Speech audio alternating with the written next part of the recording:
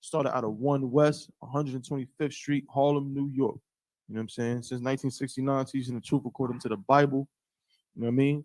That blacks, Hispanics, and Native Indians are the true Jews according to the Bible. Okay? And saying clearly without, you know what I'm saying, hesitation, you know what I'm saying, unafraid of any controversy. We've also been saying what everyone else will not say, the absolute truth that the oppressor is the devil the Bible speaks of. Right there, and I say that, you know, when I start my class, like, you know, with such fervor, because it is like, it's like the first thing you got to learn. You got to learn and accept that. That is one of the things that's hard for people to accept. That the oppressor is the devil the Bible speaks of. You understand? That's why we have Caesar. We don't got him right now. We don't get him back up over there. But usually when I first came in, you know what I'm saying, we set up this we got this building. Caesar was on the floor by the door. You remember that, Yanazar? Caesar was on the floor by the door. There's a reason for that. It's to deter Christians from coming in here. You understand? It's to deter cowards, because they would see Caesar and be like, whoa. Should I pick this up? I mean, maybe somebody dropped this by accident. And I would be like, no, just you got to step on them. That's how you wipe your feet. Like, that's what that's for. And they'd be like, oh, no. You can see a Christian, you can spot them a mile away. You understand? We have all kinds of fail safes to make sure that Christians do not stay in here, cowards do not stay in here, and a heathen can't even make his way through the door. You understand? And if you even look kind of funny to me, I'm going to think about whatever you might be, and I'm going in. If you look like an Elamite, I'm going to talk about how horrible Elamites smell. I'm going to talk about every terrible thing. I'm going to talk about terrorists. You understand? If you look like you might be a little Arab, that's what we're going to do. Because this is the Israelite School of Universal Practical Knowledge. You understand? And we have a standard to uphold. You understand? This is the house that Christ built. You understand? And we're gonna keep up with that. All right. So again, Israelite School of Universal Practical Knowledge. Kanye, you too, bro. You know what I'm gonna be, but the water for asking. You know what I'm saying? You know what I mean? Israelite School of Universal Practical Knowledge. This is the Monday night scripture breakdown class. Okay. Also, you can say history class as well. You know what I'm saying? So if you've got any questions of any kind, if you're in the classroom, just go ahead and raise your hand. And if I can answer it, I will do so promptly. If not, we'll just write down the question, of course, get it at a later time. Or when the Ottawa arrives, right, we'll let him go ahead and answer it. Also, if you have questions online, same thing. You know what I'm saying? We got a brother who's going to look at the questions and he'll let me know. So for today's class, I'm Previous Law Officer 500 1, holding it down until, Captain 13,009 arrives. All right. So is there anything in the room? Yanzo, you had something? Yeah, I just to piggyback off what you were saying. Like I was watching some old videos, ISUBK videos today. And what I want to say is, like, if our people only knew the extent that the devil, the oppressor, has gone through to keep this truth from them. Facts. You know what I'm saying? They would realize what was going on, man. Like they've spent untold amounts of money and have murdered untold amounts of people to keep this truth from the Israelites, man. Right. And that's something that that we bring out in here all the time. It's necessary. Damn right. Get our brother in here. That's an excellent point. They've absolutely, and you may hear the brother say they spent millions of dollars and you don't know what the hell he's talking about. But it's absolutely true. They've spent millions of dollars to put what in front of you to keep the truth from you. We might call it a word. The word you could use is propaganda. Right. Now, when you hear propaganda, history tells you might think of the Third Reich. Is anybody familiar with the Third Reich? Right? So the Third Reich, who was their minister of propaganda?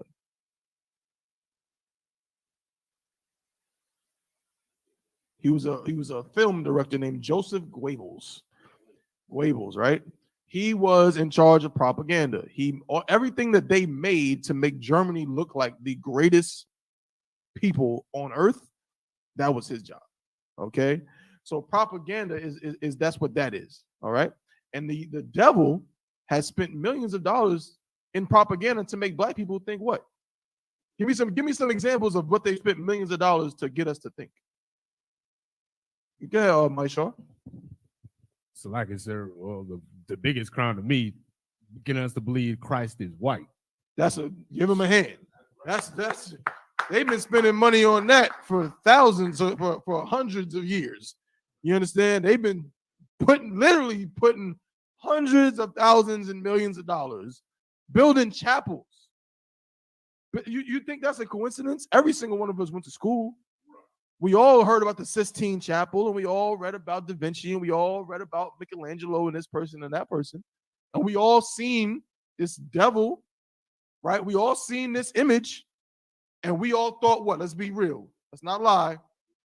We all thought that was God at some point. That was God. That was Jesus. We all thought it. Go ahead. If I may, it's funny this would come up because if I may, like Captain Katazar, I was watching an old video, and one of the things he brought out, he had it was a 4-picture layout of the Greek Orthodox Church actually painting a black image of Christ white. Right. Man hours. Yep. How many man hours did they put in to paint the walls where there was originally black images and make them look like this guy? Right. How many t-shirts have been made? How many movies have been made? How much did Charlton Heston get paid to play Moses? How much did Christian Bale get paid to play Moses? Right. You think that brother don't know what he's talking about? He's a priest and prophet of God. He knows what he's talking about. They've spent millions and damn near billions of dollars. Yes, billions of dollars to keep black people thinking that this is who they should worship. Right. Give me some more. What else that goes along with this? Have they spent money to teach us? Go ahead, Yanazar. Well, of course, if they teach you that Christ is white, they teach you that the Jews are white, right, as well, and the angels is white, and God is white, right? God is white. You're right, and you told me that story, right? And they've spent millions of dollars on that. Go to your major city, go to your nearest major city, and you will find what? You will find a synagogue everywhere throughout the city. There's one all over the place. I had the unfortunate circumstance, I always bring it up, of growing up in a so-called Jewish neighborhood, right? And brother, it's like synagogue. They got their own ambulance, everything, and it's just Jew everywhere. You understand? They own patrol, everything. They own pharmacy. They own everything. You understand? They spent millions of dollars to make you think that they're the real Jews. You understand? Don't they spend millions of dollars to make you think, black man, that you are an African? Don't they spend millions of dollars to make so-called Hispanics and Native Indians think that they're different from black people? They spend much money to get you to believe these things. You understand? If you got something, just let me know. Come, what? All right? That's what it is. Okay? So going back to, I was just saying, yeah, that's what, that's what this devil is for. You know what I'm saying? Make sure that everybody knows that, we don't mess with him, and it is what it is. But I think Yanazar just had a comment, but you had a question, brother? If I could, where can I find the scripture that says where Christ said to rend unto Caesar and follow his laws? For anybody saying, we should be, bucking against the system or whatever, but Christ says clearly right here. Well, if I may follow. Going back to what we were just talking about, I wouldn't use the word buck per se, but in the ISUPK, we definitely go against the system. In fact, the ISUPK under Commander Junior Hanna is the only group that goes against the system. You understand? Why? Because telling a bunch of black people to go out and pick up automatic rifles and be violent or harm devils is not going against the system. It's the stupidest thing you can ever do in your life. You're all going to die. You're going to die. Your movement is going to die. No one's going to remember you, and it will not matter. Devils will still own every single stitch of land in America. And black people will still be number one in unemployment, number one in AIDS and HIV, number one in hypertension, number one in every horrible disease and physical ailment you can find. We're still going to be like that, even though you shot 2 white people. It means nothing. You are an idiot and a fool. And you should have came into the ISUPK and Commander General Young. Right. That's the only. If you want to be a revolutionary, If you want to be a revolutionary, if you Black, Hispanic, or Native Indian, and you want to fight against what they used to say back in the day, Yanazar, the man. You want to fight against the man. You know what I'm saying? You want to be Fred Williamson. You understand? You want to be Shaft. You want to be all of them. Guess what? There's only one way you can do it, and that's by joining the ISUPK and Command and General Yohana. Because what we doing here is absolutely revolutionary. It's revolutionary. You understand? We go on them street corners, and ooh-wee. I mean, I know y'all see the videos. Y'all brothers have had the privilege, like myself, in my short time, the privilege of being at camp and seeing how angry people get and how upsetting it is for them to hear the things that we say. You understand? We don't got a bunch of people coming up trying to, you know, say, hey, good job. I like what you're talking about. Every now and then you'll get a devil say something like that, but he must have not heard the part about, you know what I'm saying? He must have missed the part, you know? But that's what it is. Absolutely revolutionary. But to go to your question, you said the one about rending to Caesar, right? Yeah, I got you. Yeah. Most High Christ. What's going on, Quadum? Shalom, how about Shemel Shabbat? What's going on? What's going on, priest? All right. That's Matthew chapter 22 and verse 20.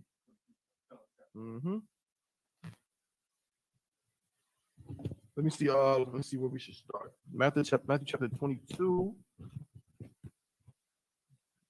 Let's start at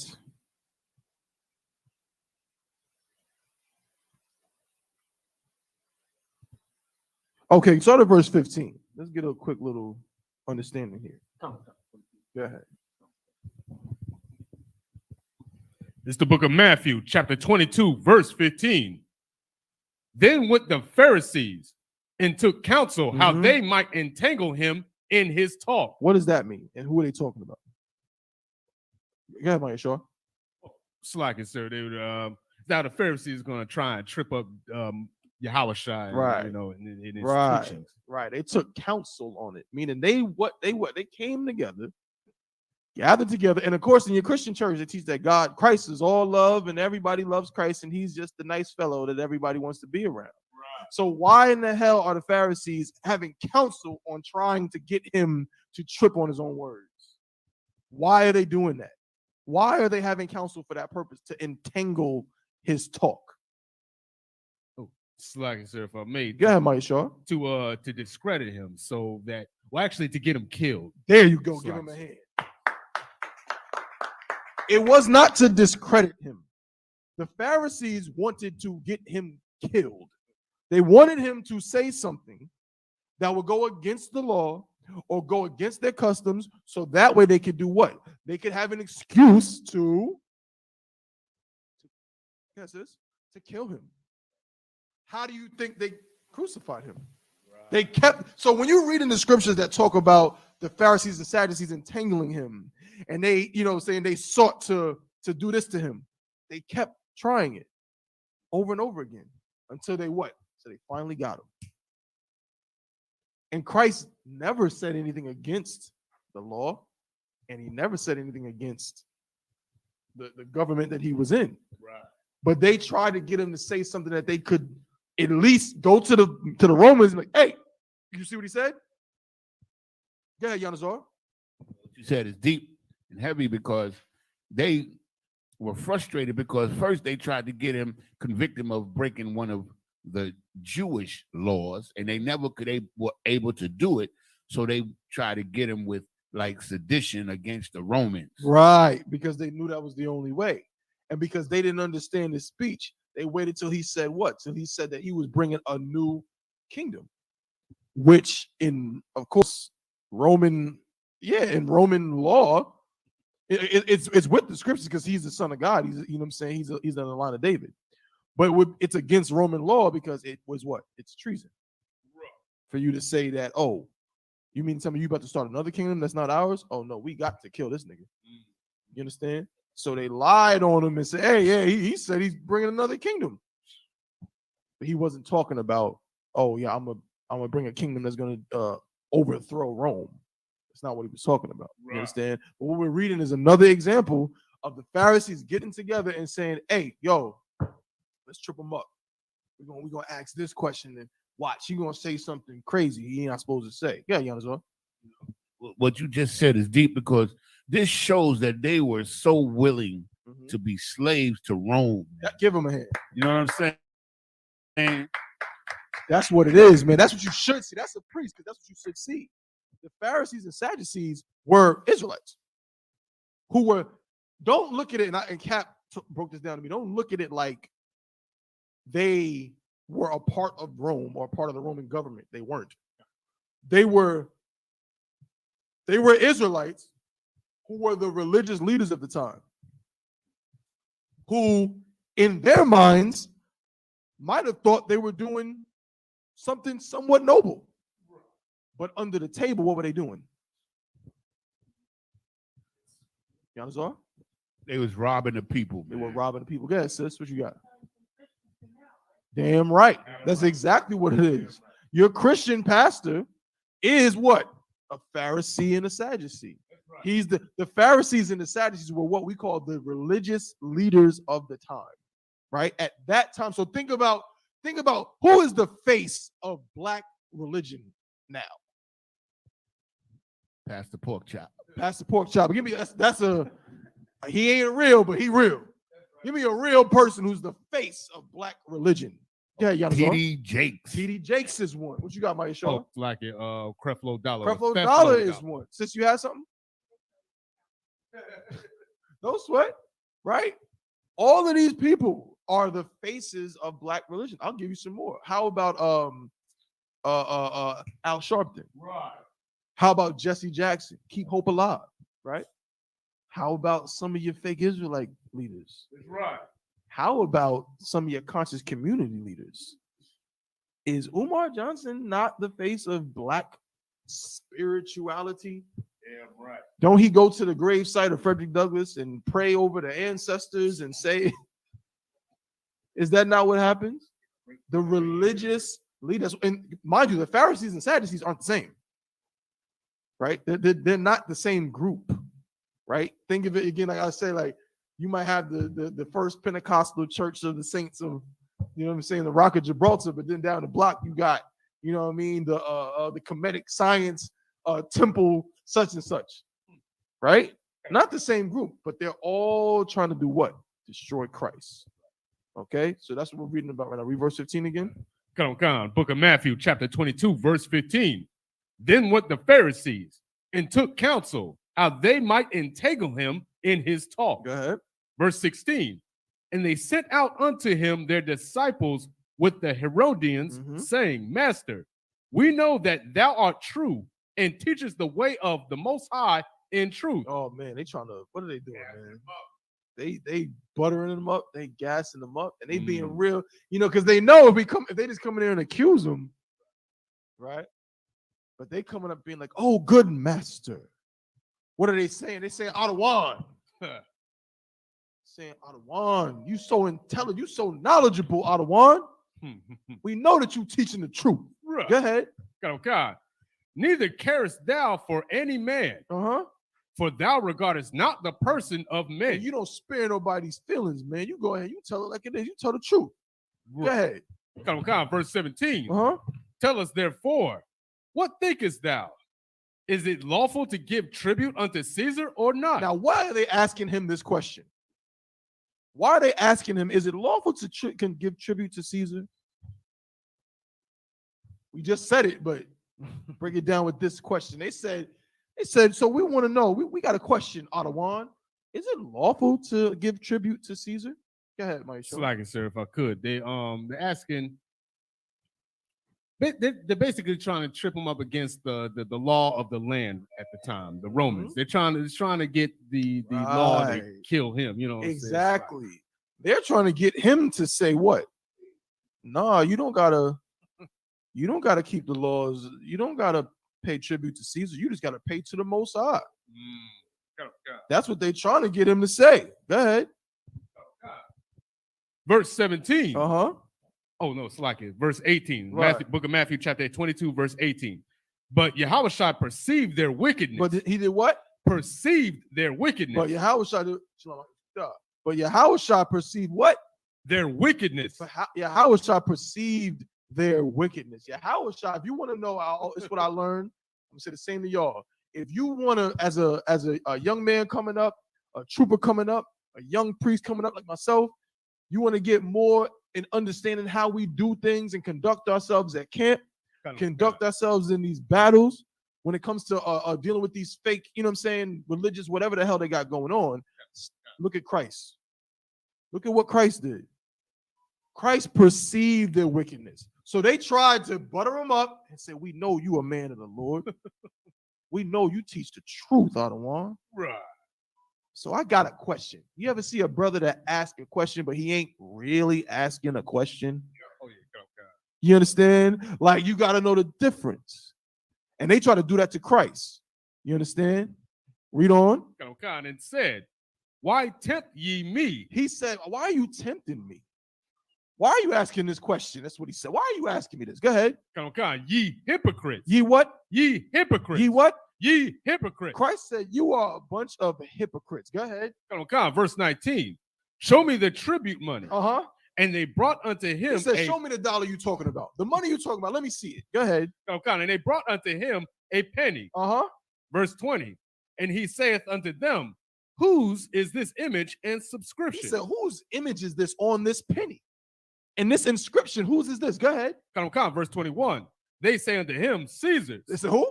Say unto him, Caesar's. Meaning what? Meaning who's on the money? God. Caesar's on the money. Christ is cutting them right now because they don't understand anything, because they're stupid and they're not in the truth.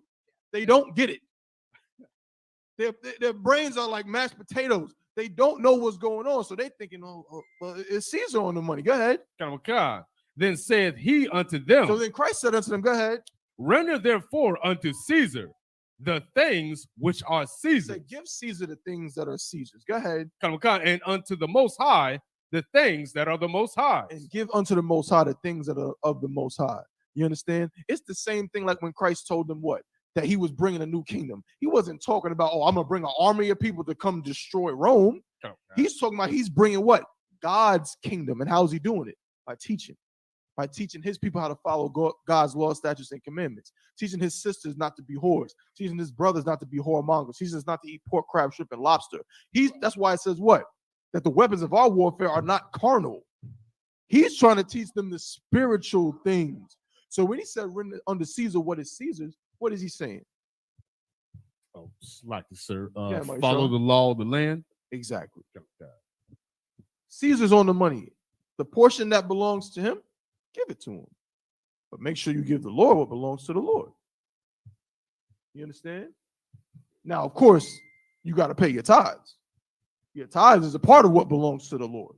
That's the Lord's, you know what I'm saying, his portion, right? You render this just like right now. All my brothers and sisters in the ISUPK. You think these brothers ain't paying their taxes?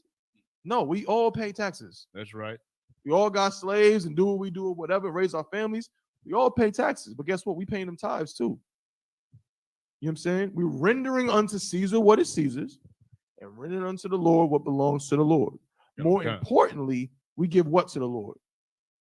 We give ourselves to the Most High. Most High, correct. You understand? We give ourselves to the Most High in the form of what? Keeping his law, statutes, and commandments. You understand? Right. And with that, I pass the class over to priest and captain of 13,000 Ninth Doc.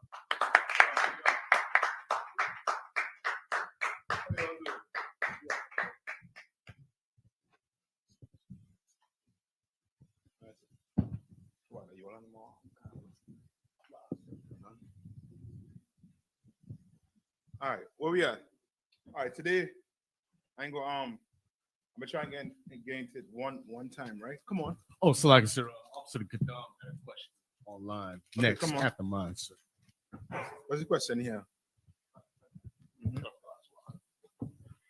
This is from Officer Quadom. He says, Shalom, Adawan Yislaki. So if I may, can I get a general breakdown on John chapter 14, verses 1 through 4, specifically verse 2, where it talks about the mansions? What is the mansions being referred to here?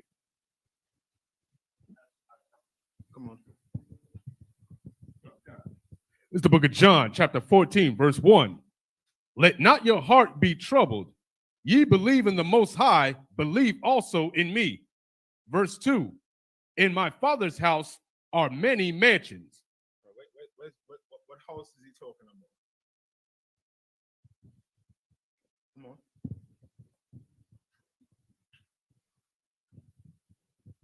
It's like, sir, he's talking about heaven, sir. The kingdom. Where's the kingdom going to be? It's like, sir, here on earth. Right. So where's the mansions going to be? It's like here on earth, sir. Here. Right here. All right. Read on. If it were not so, I would have told you. I go to prepare a place for you. Right? I got to prepare a place for what? For you. Meaning what? What is Christ saying? He's preparing a place for you. Come on, sis. Yes, basically. You understand? He had to go through what he go through, meaning he had to die. And then what? Go back to the Father. And then stay there until what? Until it's time to do what? Come back and exact vengeance on this earth. You understand? For the Most High. All right? And with all of that, that's why with what Peter, good precept is what Peter asked him, why are we doing all of this? What are we doing all this work for? And what Peter told him. I mean, what Christ told Peter. That they will, come on. If I may, sir, he said that, that they would be judges of the nation of Israel. Yes, they'll have what? 12 crowns. They'll have crowns and 12, I forget the exact words he used. Say it one time. Find it for me. That's a reward for being in here. Right? Reward for being in here. You're gonna basically get rewarded for your work, basically. You understand? And that's what Christ was trying to explain to them. You're going to be rewarded. All right? And a mansion, what mansion, we know a mansion to be what? A big house, right? Right? Come on. You want the judging one, sir? Yeah. Come. And we know there's a ton of places on earth that ain't have what? No what? People. Ton of places. Just here in America alone, there are acres of land Come. that you haven't sit on as yet. Come. You understand? Right? Come on. Come. The book of Matthew, chapter 19 and verse 28. And Yahushua said unto them, verily I say unto you, that ye which have followed me in the regeneration, when the Son of Man shall sit in the throne of his glory, ye also shall sit upon 12 thrones. You also shall sit upon what? 12 thrones. Upon 12 thrones. You understand? Right?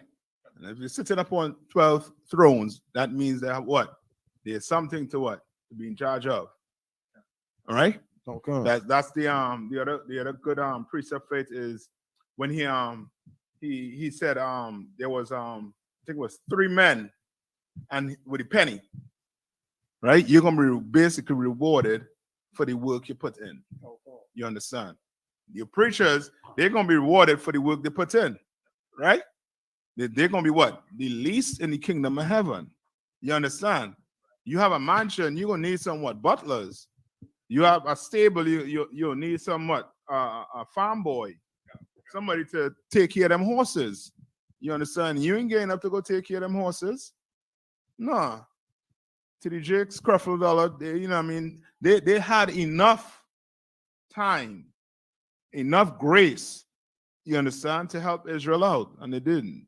Well, guess what? When Christ returned, they're going to help us out. That's right. They're going to help us clean some stables. They're going to help make sure the streets of gold are well kept, swept, and clean. You understand? All right? Any more questions online? Come on. Slack, sir. Y'all. 3, 4. I got to pick up 3. Go ahead. The book of John, chapter 14, verse 3. And if I go and prepare a place for you, I will come again. I will what? I will come again. I will come again. Meaning what? Come on. Like I said, he's coming back down from Yeah, he coming heaven. back down. 'Cause right now he's what? He's with the Most High doing what? Waiting. You know what I mean? Who when we say the prayers, who do we say to the name of? Slack, sir. Come on. Yahushua. Yahushua. Because he's the what? According to the Bible, he's what? He's the mediator. He's the mediator. You understand? I'm too filthy. You understand? So guess what? In the name of Christ, please, Lord, such and such, such and such. You understand? All right? He right now doing what he preparing. Right? Come on. Come. And receive you unto myself, Uh-huh. that where I am, there ye may be also. Where I am. Where's Christ going to be? Is Christ going to be in Mars, on Mars or Pluto? He going to be where? When he come back, he going to be where? Right here. Wherever he is, you're going to be. You understand? Right here on earth. Earth ain't made for you to what? Bust through the ozone layer to go do what? Live somewhere else, like what Esau is trying to do. Right. Esau trying to live away. Find what? Life somewhere else. You know what I mean? He want to destroy the earth and then go somewhere else and do what? Destroy it again. Right. You understand? All right. Any more? Yeah, one more, sir. Come on. Verse 4. And whither I go, ye know, and the way ye know. Right? Whether I go what? Ye know. You know. You're going to know where Christ's going. We already know where he is. We know what? We just don't know when he's going to come back, but we know he's coming what? He's coming back. You understand? That's what we know. We know he's coming back. Ain't no question about it. You understand? Yeah, take a sip. Nothing too much, you know what I mean? Something to kill the worms. All right, come on. Like that's the end of the survey. That's it? Come, sir. All right, any more questions online? Let's check and see. Come on now, Yanisa. I had a question we asked last week, but Uh-huh. we couldn't get an answer. Mm-hmm. So if I may, sir. Come on. Okay, and the first question is John 8:48. 8 and 48. That sound like with the devil. Yeah, Father, the devil. Come on. It says, We got Bible with you. it says, this is the book of John, chapter 8, verse 48. Mm-hmm. Then answered the Jews and said unto him, Mhm. Then answered the Jews and said unto him, Uh-huh. Say, we not well that thou art a Samaritan and hast a devil? So the question is, Uh-huh. why would they say Samaritan? Say, call who a Samaritan? Christ. Read verse 45. Khan. Or verse 44. Start at 44 from the first. Khan. Verse 44. Chapter 8, verse 44. Ye are of your father the devil, and the lust of your father ye will do. He was a murderer from the beginning, and abode not in the truth. You understand? So he basically cutting them. You understand? And who is he talking to right now? Let's see. So either the Sadducees or the Pharisees he's speaking to right now, right? One of your religious leaders. Khan, sir, that's what he's talking to. Right? Read on. Because there is no truth in him. When he speaketh a lie, he speaketh of his own, for he is a liar and the father of it. Right? So he basically cutting them to the core, saying that what? They have their father, the who? The Romans. The devil, right? Who the Bible speaks of, basically, right? Read on, verse 44. Verse 45. 45, sorry. And because I tell you the truth, ye believe me not. Right?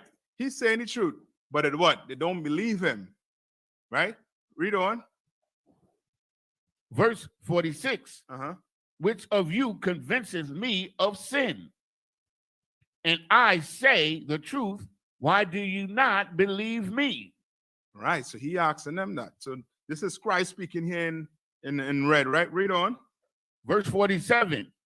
He that is of God heareth God's word. Ye therefore hear them not, because ye are not of God. He's cutting the Christian church. You understand? He cutting the mosque. He cutting them to shreds. Right? Read on. Verse 48.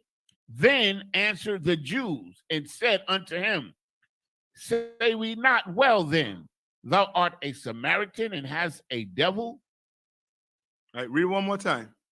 Then answered the Jews and said unto him, say we not well that thou art a Samaritan and hast a devil? Read on. Verse 49. Mm-hmm. Yahweh Shai answered, I have not a devil, but I honor my Father. Ye do dishonor me. You understand? So your question is, why did they call him a Samaritan? Come on, sir. I'm how to get that for you. That part right there. Why they call him a Samaritan? Come on, sir. All right. To what? I have one more question, sir. Come on. In the book of First Kings, chapter 18, verse 40. Salakia, sir. 18 and 40. First Kings 18 and verse 40. Now, First Kings, right? Yes, sir. Go ahead. It says, this is the book of First Kings, chapter 8, verse 40. And Elijah said unto them, Salakia, sir, Take your time. take the prophet of Baal, let not one of them escape. And they took them, and Elijah, Salakia, so I'm reading the wrong thing. Yeah, that's it. Yeah. Mhm. And Elijah brought them down to the brook Kishon and slew them there. So, Salakia, sir, if I may, the question is this the instance or the circumstances that's spoken of in the 83rd Psalm?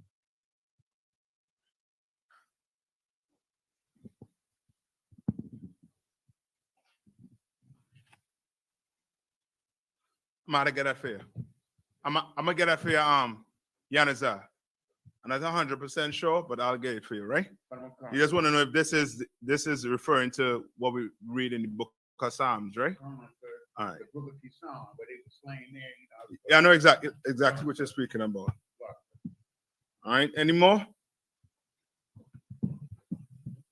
If not, let's get into this. Let's do the history of marriage. All right.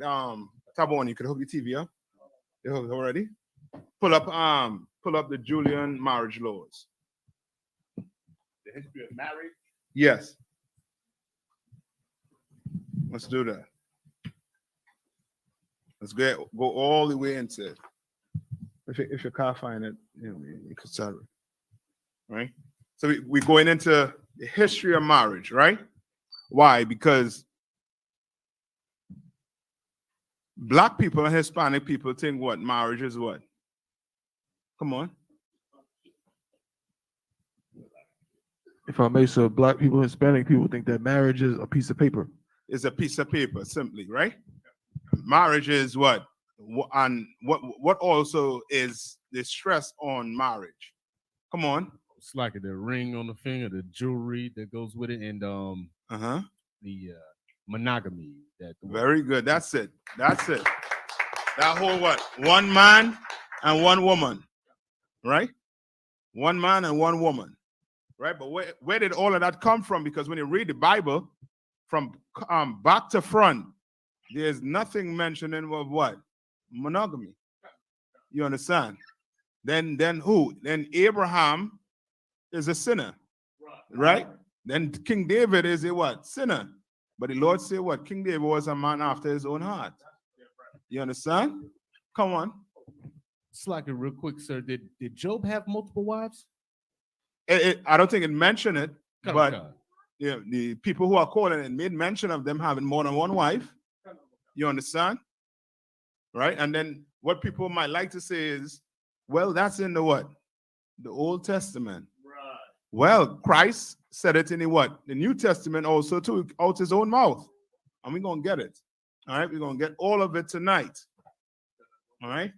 So when you see if you could pull it up. If you can't find what I have there, just read what I have there for now. All right? While you're trying to pull it up, just pass it to Maya Shah. I'll let him start reading it. You got it? Mhm. Come on. Musa in Christ. No, then pull it up on the screen and let me hold it right here so I could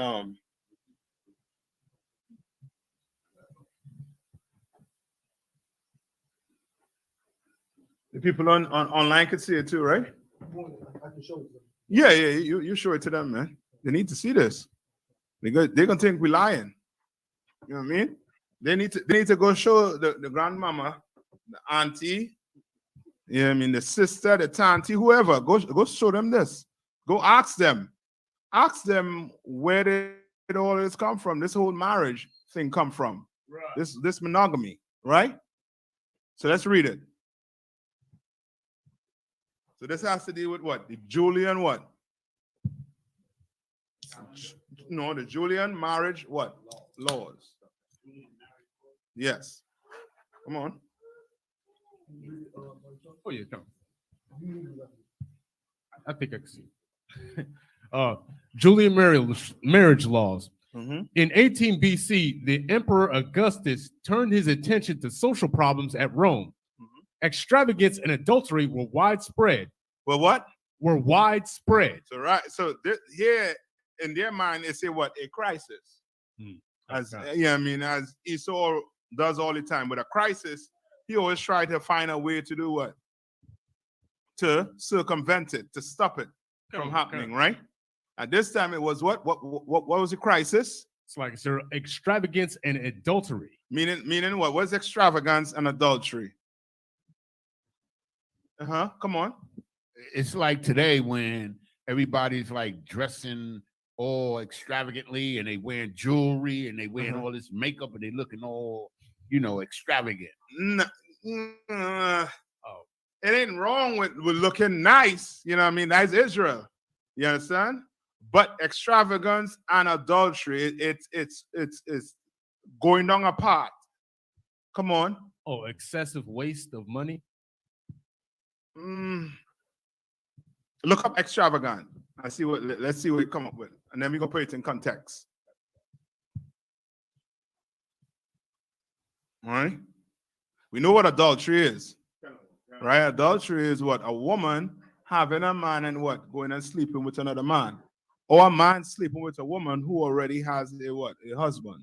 Right? That's adultery. Right? That's a type of what? Fornication. And that's a crime against the Lord. Damn right. Punishable by what?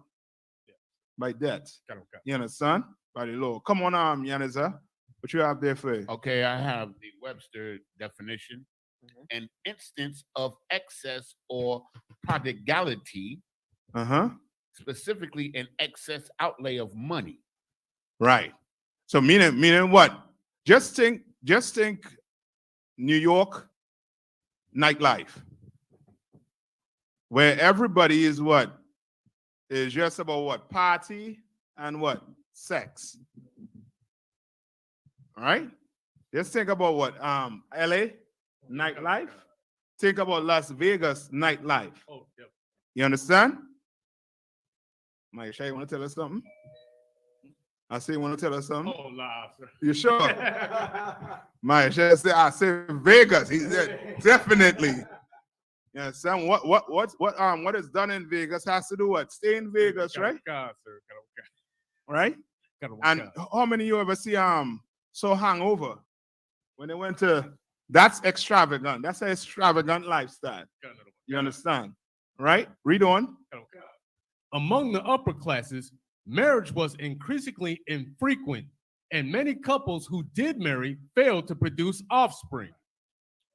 They failed to produce offspring because we know why, right? The Lord ain't blessed, you know what I mean, that womb of your oppressor. You understand? So it's very hard for them to do what? To have what? Children. You understand? Right? But with us, it comes, you know what I mean? You breed an Israelite sister hard, she might get pregnant. You understand? Right? Read on. Augustus, who hoped thereby to elevate both the morals and the numbers of the upper classes in Rome. Right. So this had to deal with what? With the upper classes, right? Because they already know what affects the upper class is going to do what?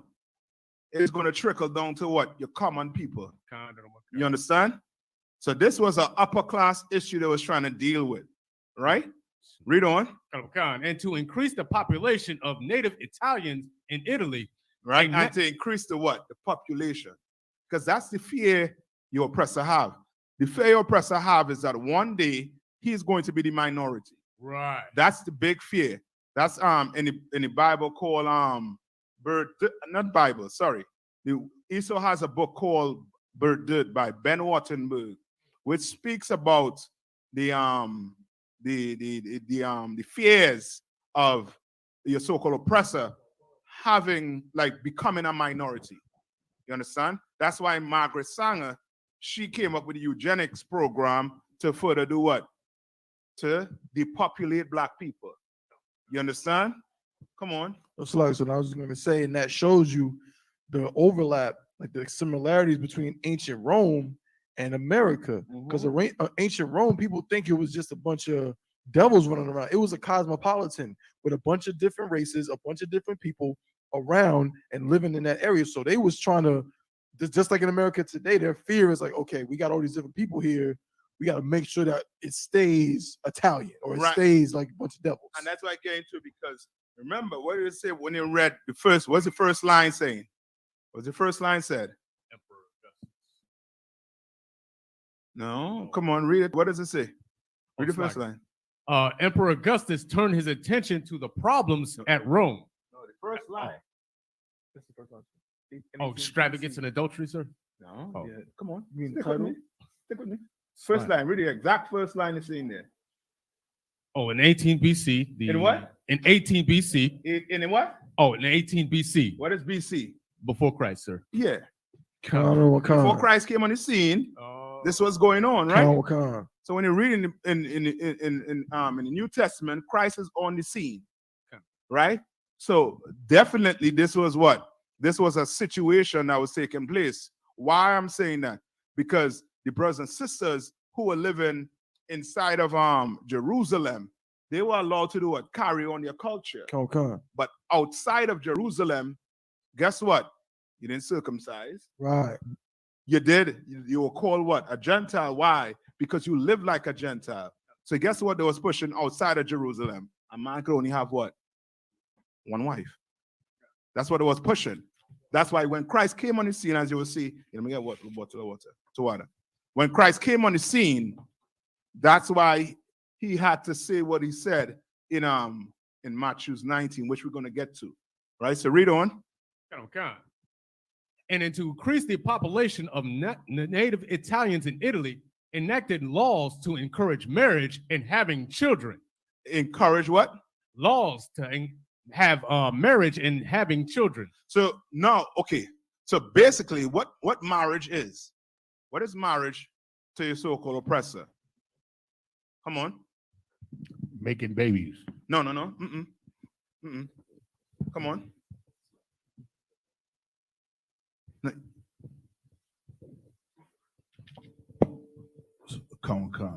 A business contract. It's a business contract. Con.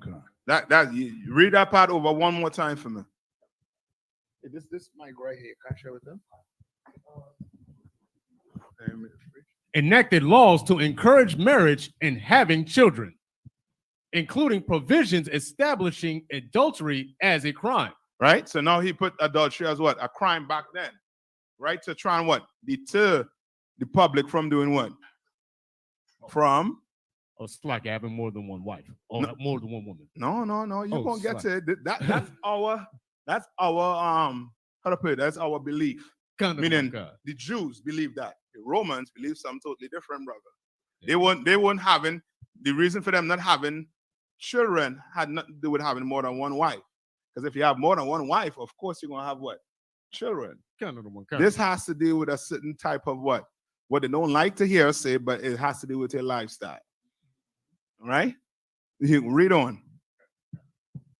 The law against adultery made the offense a crime punishable by exile and confiscation of property.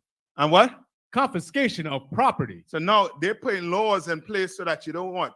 You don't be adulterer, right? Read on. These were permitted to kill daughters and their partners in adultery. Right, well, that's straight from where? The Bible. But the heathens take it to a different level, right? How the Lord sets it up here in the Bible, they take it, and once they get it, they put their little spin on it, and now, you know what I mean, before you know it, somebody getting killed who innocent. Right. Somebody in jail who innocent, because they are not following this law. They're just taking the laws out of here and they're putting their spin on it. That's where you get your what? American Constitution from. That's why it doesn't profit us. You understand? That's why when we go, when we have to stand before the court, we what? We guilty until what? Proven innocent. They what? They innocent until what? Proven what? Guilty. It's totally different when it comes to us. You understand? Read on. Husbands could kill the partners in certain circumstances Right? and were required to divorce adulterous wives. Mm-hmm. Augustus himself was to invoke the law against his own daughter, Julia. Right. And So he had to do what? He had to invoke the law against because his daughter is much like the preacher. The preacher, you want to know the nastiest thing in the church? Guess what? The daughter. Yeah, go for the preacher daughter.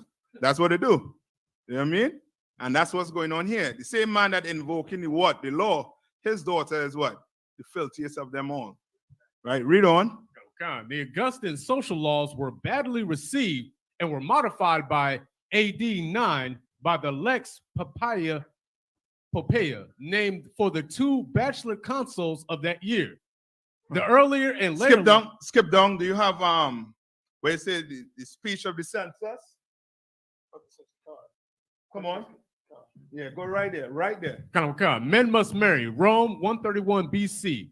Speech of the censor Quintus Caecilius Metellus Macedonius about the law requiring men to marry in order to produce children. According to Livy, in 17 BC, Augustus read out this speech, which seemed written for the hour, in the Senate in support of his own legislation encouraging marriage and childbearing. No, hold on. Before you get to that, right? Let's get a verse. All right, let's go to let me see. I have let's try Deuteronomy 21 and 15. All right, and I'll send you some articles in your email too, so you could you could pull it up on your phone first. I can do it straight from here. I can do it straight from here. Okay. It went in interfere with what you're looking at there right now, right? Yeah. Oh, I have this right here if you want. I got it, sir. Come on. The book of Deuteronomy, chapter 21, verse 15. Mhm. If a man have two wives, one beloved and another hated. Right. So the Bible already speaks about what? A man having what? More than one wife. Okay. Right? It ain't unlawful for a man to have more than one wife. How much wives a man could have? As many as he wants. How many shoes a man could have? Come on. As many as he wants. As many as he wants. Okay. Right? As many as he wants.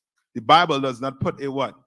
It doesn't put a limit on a man having wives. You understand? But it puts a limit on who? Come on. How many husbands a woman can have? Yes, it puts a limit on the woman. A woman could only have what? One. You understand? You come into the Israelite School of Universal Practical Knowledge, right? You start class, you do your 6 months as a sister, your 3 months as a sister, get your name, right? Become somebody brand new. You are what? A what? In the sight of the Lord. It's like you're a virgin. Virgin. In the sight of the Lord. Right? You're a woman of what? Marriageable age now. You're clean. You're slate clean. You understand? Right? Right? Read on. And they have bore him children. Right. So we clear on that right there, right? A man having what? More than one wife. Right? That's Deuteronomy. Now let's get back to what this heathen going to say right here. Sir. Mm-hmm. If we could survive without a wife. If we could what? Survive without a wife. Totally opposite to what Paul was saying in Corinthians, right? Okay. where we going to get to also too, right? If we could what?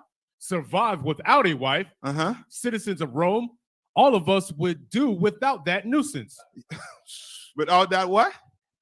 That nuisance. That nuisance. You understand? He is calling his woman. You understand? The oppressor's woman. He is calling her a what? A nuisance. A nuisance.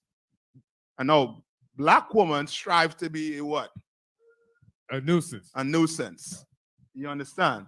When we should be what? Striving to be what? Opposite of a nuisance. Right. You understand? They're calling their woman what? Nuisance.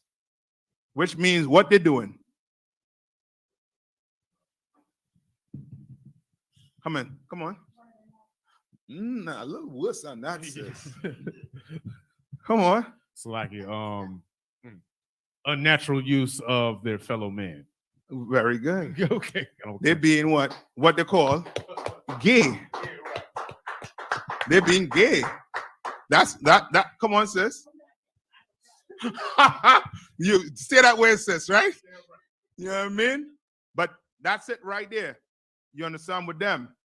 They want to what? If they could survive without a woman, meaning if a man could get what? Pregnant, guess what? That's it for the woman. It's done. You understand? That's why I was speaking about extravagance and adultery. Because extravagance comes with what now? Man and man, woman and woman. That type of, you know what I mean, enjoyment to them. Where what? If a man with a man, guess what? Guess what can't happen? There's no what? Responsibility of a what? Of a child. Of a child coming. So now you good. You could have fun. You just want to be what? You're just like a pig that just want to feel what? An orgasm. You understand? Like an animal that just want to feel an orgasm, roll over, and then get back to life as normal. All right? But with that type of society, guess what? If you allow a gay society to flourish, guess what? What's going to happen? What's going to happen? Come on. It's like, if I could, more breaking of laws. Like there's going to be more. Yeah, but give me to the. I want it to the core. Come on, sis. So, like it, sir, everybody's gonna die. You have to have a man and a woman in order to procreate. Very good. Very good. So now, guess what? My child is now going to be what? A prey. You understand? My daughter or my son will now be a prey to who?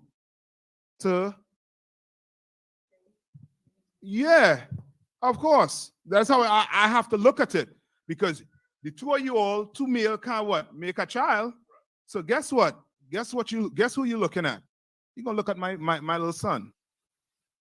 You're gonna look at my little daughter. You understand? Right? That's what they was trying to stop. They were trying to stop their society from what? From just dwindling away and becoming a what? A minority. Because all the guns, you can have all the guns in the world. If you don't have males to carry it, guess what? You're done. So they knew they needed males for that. You understand? Back then. So they had to stop that type of lifestyle. So that's why what you're reading about here is where what? Your marriage come from. Right? Read on. Come. But since nature has so decreed that we cannot marriage comfortably with them, nor live in any way without them, we must plan for our lasting preservation rather than for our temporary pleasure. You understand? So a boy was to have what? Fun with to them. You understand? The boy was to have fun with. You understand? Right? Read on. Yes, no. Hold on. Skip me down to see where it say marriage in Rome. If you have marriage in Rome. If not, I have it right here. You know, there? I have it right here. Take this right here. He can read it right there. In Rome. Marriage in ancient Rome. Marriage in ancient Rome was strictly monogamous institution. Mm-hmm. A Roman citizen by law could have only one spouse at a time. Monogamous. Monogamous meaning what? Look it up.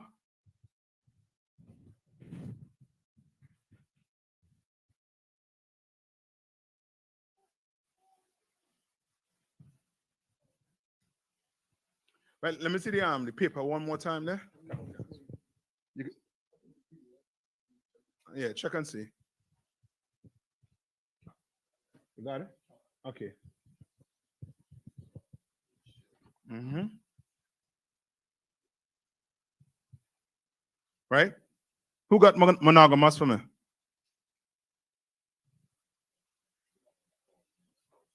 That's all right.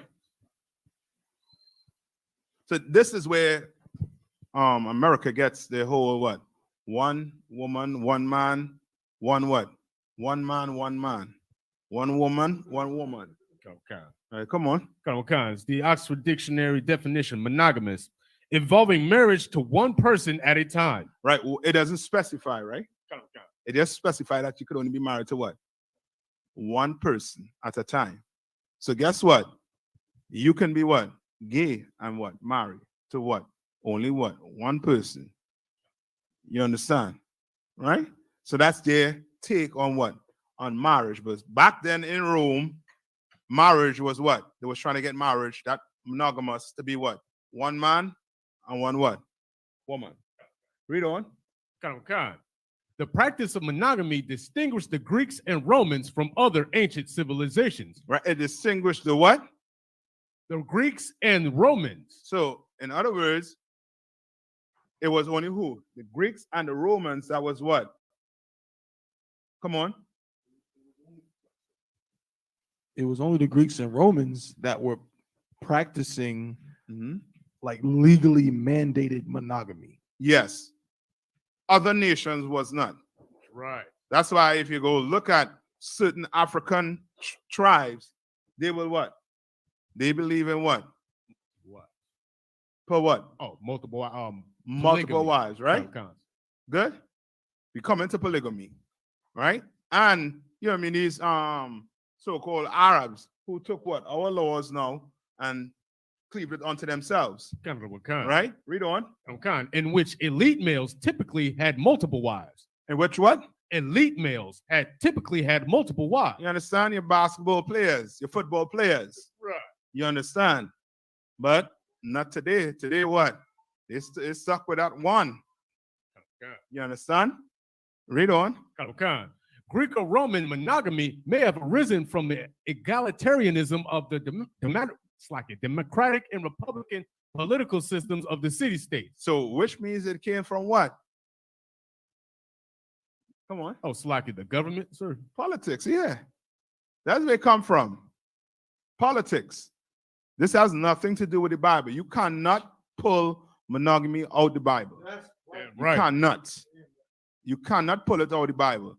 You understand? For you to believe, you can't say you believe in the entire Bible, but man, my Jesus, no. Right. Not my Bible. One man. Right? Read on. It is one aspect of ancient Roman culture that was embraced by early Christianity, which in turn perpetuated it as an idea in later Western culture. As an idea in what? Later Western culture. And where we are right now? Western culture, right? We in the West.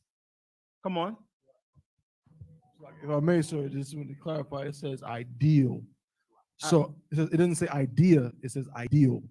Meaning, so like, this is, like you said, it's why every woman, every brother too, who grows up not knowing about the truth, not knowing about the scriptures and understanding the Bible, to them, this is the ideal. This is what they aspire to do, thinking that this is how it's supposed to be when it comes from the ancient Greeks and the ancient Romans. Yeah, you want to cut a Christian quick and let them know they don't believe in the Bible. Talk about marriage. And you're going to show a Christian straight up and down that what? You do not believe in the Bible. What you believe in is a doctrine. You understand? Not the Bible. Come on. We did have some other questions online, but they are off topic. Uh-huh. And then we did have a comment. Come on. Slocky. Well, first, a question that's on topic. Come on. A sister asks, Salakia, sir, are women only allowed one husband because of Eve, or was it always to be that way? It was always to be that way. Damn right. Always. Come. You understand? And you can find that in I believe in Deuteronomy 20:22. Right? You can find that in Deuteronomy 22, I believe. Come. Where it speaks about a woman only having one man. Come. You understand? Come. Where it speaks about where brother, I believe, you can't just want to up and leave a woman. There's Right. consequences to it in the Bible. You Okay. understand? But the Lord made a woman to have one man Come. for her whole entire life. That's right. According to the Bible, if a woman had more than one husband in her lifetime, the nation look at her as being a whore. Come. You understand? That's right. And she could possibly get what? Stoned to death Come. for it. You understand? That's how serious the Lord take it. Right? Come on. Come. So that was the sister's question, but then it was a comment. Mm-hmm. Somebody said, Rana Israel said, one wife is preached in the Bible. God never spoke on it being okay to have multiple wives. Okay, well, Renah, tell me where in the Bible. Tell me where in the Bible. You sound like you're, you know what I mean, a super Christian. Right. I need a super Christian in here right now. Tell me where in the Bible the Lord said a man could only have one wife. That's right. Show me in the Bible. And guess what? I'm gonna put away a few of them. Right? I'm gonna be a sinner. Right? Right? Come on, Renee. Don't just mouth off. Or I should say beat them fingers on them keyboard. Show me it. Okay. All right, come on. So whenever she come back and say, yo, let me know. Read on. Because right now, what we're reading about here is what? Marriage in Rome, sir. So now, Rena, I want you to listen to this good. Read the next verse. Okay. Next paragraph, I should say. Okay. Marriage had mythical precedents. Hold on. Hold on. You're going to lose them here because this they ain't teaching in the schools. This for sure you ain't going to learn in your school. This you're not learning where? In your Christian church. You're not learning these things in a Christian church. In a Christian church, they teach you what? That a man should only have what? One woman. And then when a man and a woman, they're not agreeing, then guess what the pastor telling you to do? Yeah, go get a divorce. Better you all separate. You understand? Better you all separate. This time the pastor already what? Plotting to do what? Yeah, to have babies. Right. To have holy babies, he would tell you. All right? He will tell you these babies are from who? The Lord. The Lord wanted these kids, this, that, the other. You understand? All right? Read on. I'm gonna read the circus. Come on. Closer. Yeah. Salakia. This is still marriage in ancient Rome. It says marriage had mythical precedents, starting with the. So hold on, right? Before we move on, you all know what mythical means, right? What does mythical mean? Come on. It's like it's particularly a fictional story, something made up. Right. So now you understand that's why what? There's so many what? Divorces. Because it's not based on something real. You understand? It's not based, marriage right now in America is not based on the Bible. That's why when the preacher reading whatever he reciting to you, he's holding the Bible, but there's a piece of paper or something he memorized in his head.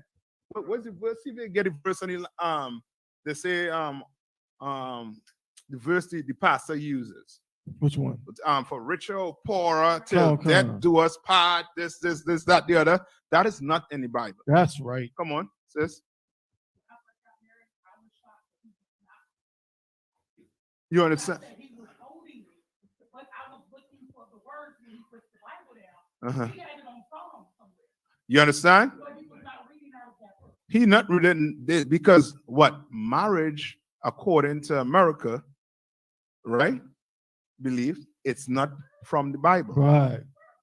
But what does the Bible have as marriage? Sex. Now, if you know that, now you're gonna think before you dip your stick in, the wrong place. Right? You're gonna think. And a woman, she gonna what? Knowing that sex is marriage and that man she's gonna have to be with for the rest of her life. She's going to have to do what? Really check the scene out. Because why? Because once he marry you, that's it. But guess what? He could go and get somebody else. You understand? So you better as a sister, you better slow your roll down. Slow it all the way down. Take your time. Damn, Come man. on. It's like, sir, we still on here, but the sister did respond. Uh-huh. She pulled the scripture. She pulled 1 Corinthians chapter 7 and verse 2 out of one. I was going there. I was going there on her. I was going right there where it said just a wife. I know she was going to go there because that's where Christian go. That's like find where it says where it say love your brother as yourself for me. Find that for me. I'm gonna show you how to cut Christians when they try to bring this up on you. Christians that bring these scriptures up on you, they don't know the Bible. You understand? And that's just a sister who just waiting until Christ return to accept that a man could have more than one woman. Come. That's all. They accept it now or when Christ return. Which one? Either way, a man is going to have more than one woman. I don't care what you say. You understand? Or you can wait till you're 50 or 60 to do what? To settle. You know what I mean? But you're gonna be jumping from what? From man to what? To man. Come. All right, come on. You know what that's like? That's like a lion. Picture a lion in the jungle, right? And you telling that lion you could only have this one lioness. Right. That lion is going to what? He gonna eat you. Right. He gonna look at you like, is you stupid? Yeah, right. So you tell me a lion have more sense than me? Oh man, come on, man. I could take a bow and arrow and kill a lion. I could take a rifle and kill a lion. That's right. And you tell me a lion have more sense than me? Come on. A lion can't open the Bible and read it. He don't have the ability to do it, right? God. But you do. That's right. But you letting your emotions and the American lifestyle decide your life. When that shouldn't be the case. What should decide your life? You opening the Bible and reading it and checking and seeing what is really in it. You sitting on home and you giving a man who say he's of the Lord, but when you look at the history on what goes on in the church, it's not adding up to him being a man of God. You understand? It's not adding up, right? What I tell you to go? Come. The book of Mark, chapter 12, verse 31. And the second is like, namely this: thou shalt love thy neighbor as thyself. Hold on. Love thy what? Thy neighbor. How much neighbors are talking about there? Oh, just one, sir. Your neighbor. Oh, just one. Oh, that's what Renee will say. Renee, whatever she will say. Salakia. When it says love your neighbor as yourself, it's talking about who? Just one person? Come on, sis. Just your brother and sister alone? Who? Salakia. Oh. Come on. It's talking about your people. Your people. It ain't talking about one person. Right. It ain't talking about just what? Your brother and sister alone. It's talking about your brothers and sisters. Finish reading it. There is none other commandment greater than these. Right? Where it say love thy brother as thyself. You found that from us yet? Does it?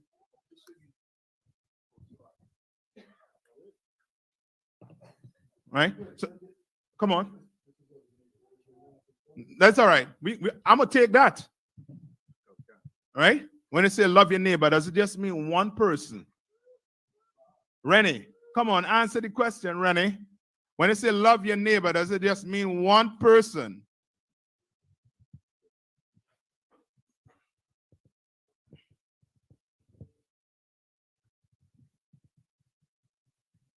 She answers yet?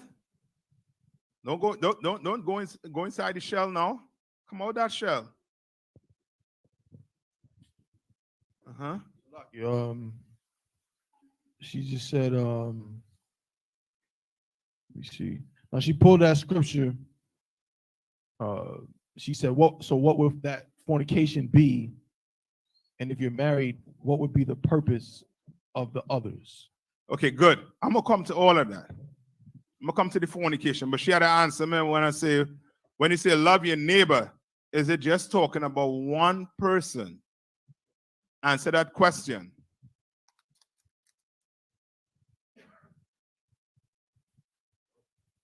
Right, and then pull the 1 Corinthians 7:2 for me, quick. So for the listeners out there who don't want to be ignorant, right? I'm gonna explain the scripture fully for you. All right. Come on. Okay.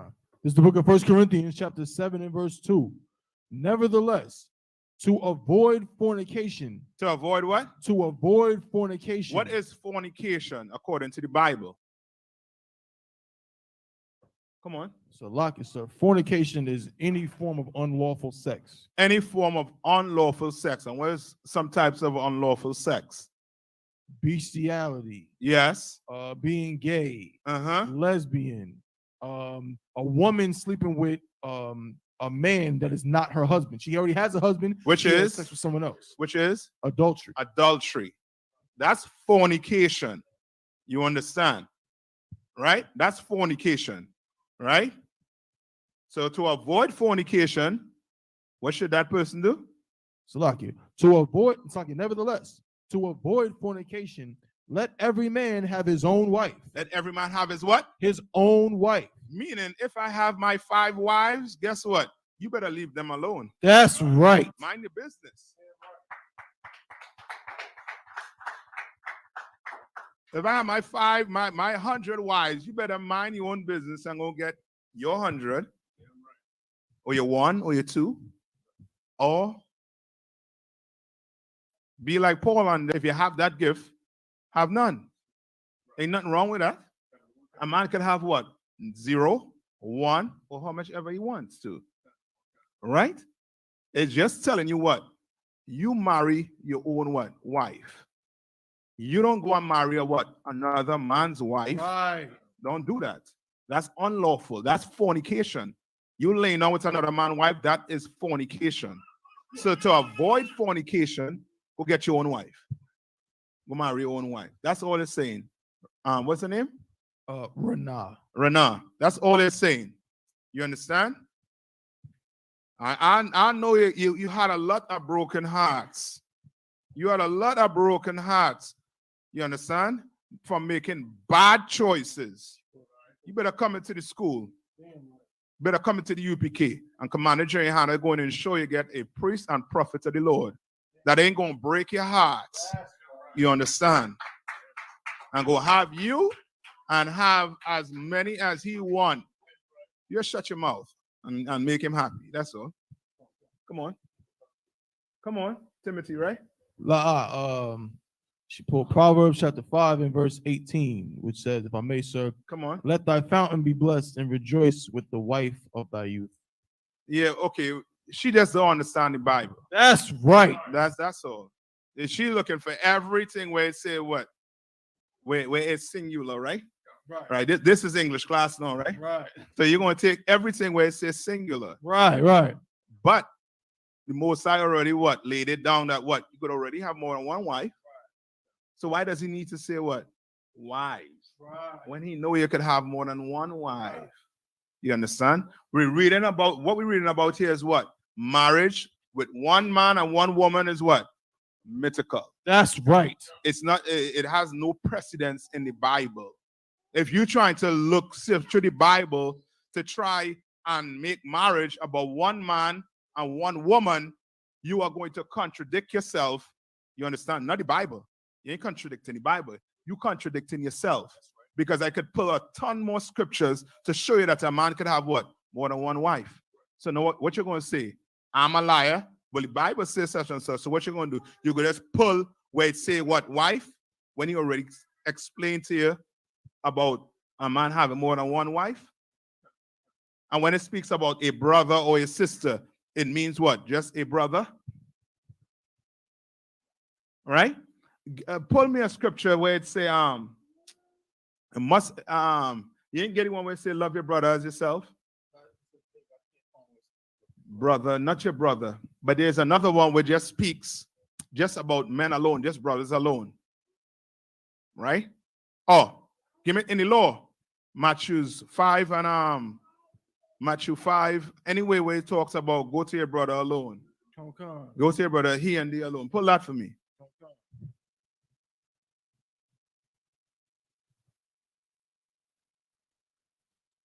So now I'm going to show you how unlearned a Christian is. I got it, sir. I try my best not to be, condescending. Come. Trying to be very professional here, right?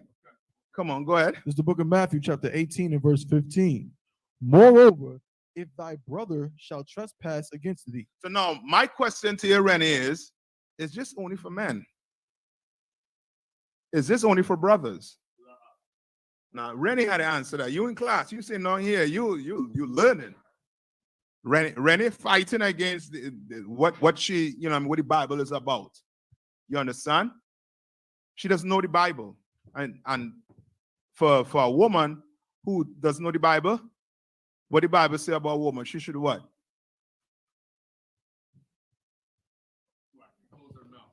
Yeah, be silent in the church. Shut your mouth. You don't know nothing. That's right. You know why? You know why you're single? Rennie, you know why you're single? You know why them men run out and had more women? Because you don't know the Bible. You know why you made bad choices? Because you don't know the Bible. I don't even know you, but I know you made bad choices. That's right. I know you could. You could put how much you men are dogs. This, that, the other. I know you have stories because you don't know the Bible. That's right. So guess what? Just chill. Shut your mouth and learn. Right? Come on, let's get back to this marriage thing right here. Come. Salakia. So Rennie, I hope you understand, right? Just shut your mouth. Just learn something here for now. All right? And I ain't saying it in a disrespectful way. I saying it in a way talking to that demon that's inside you. That's right. You understand? Read on. Salakia. Marriage had mythical precedents, starting with the abduction of the Saban women. Abduction. You see how Esau like to what abduction really means? Come on. Kidnapping. Yeah, come on, use the word, man. Abduction. Big word. Now I ought to go pull the dictionary up, right? Kidnapping. You kidnap these women. All right? This is nigh onto what? Being a what? Rapist. A rapist. Right? All right? Read on. Come. Which may reflect the archaic custom. What? Archaic meaning what? Like what? Like outdated. Yeah, outdated meaning now. That's why when you speak about a man having multiple wives, that they tell you what, that's what they will liken it to archaic, meaning it's old back then. It's 2,000 years ago. Well, what changed? I don't know what changed. What changed? I read in the Bible and it speaks about a man having more than one wife. What changed? Your preacher. That's right. That's who changed. You understand? He's the one who have you standing up and putting your hand across your chest, talking about what? Pledging allegiance to a flag. When the Bible speaks against pledging allegiance to anything other than your Lord and your Most High. That's who you pledge your allegiance to. You understand? Right? Read. Come. Slack, which may reflect the archaic custom of bride abduction. Romulus and his band of male immigrants were rejected connubium. Right? Band of what? Male what? Immigrants. Which means what? They're in a place that don't belong to them. And went and did what? Abducted some people, some women that is not their daughters or sisters, and nothing to do with them. Right? But this is mythical, right? Remember, this ain't real, but this is myth. Romulus and Remus, that's the symbol for Rome. If you go take the soccer team, Roma, you will see that they have a she-wolf and 2 male babies beneath it sucking on from the tits. You understand? That's the symbol for Rome. That's Romulus and Remus. Those are not real people, but those are mythical people that they made up. Just like Zeus, those things are mythical. That's like what they did to Christ. They tried to make Christ say what? A demigod. You understand? When Christ is a black man just like me and you. Right. Came from what? Sex. Right? Come on. Come. Shalakia. Mhm. Romulus and his band of male immigrants were rejected connubium, the legal right to intermarriage from the Sabines. Sabian.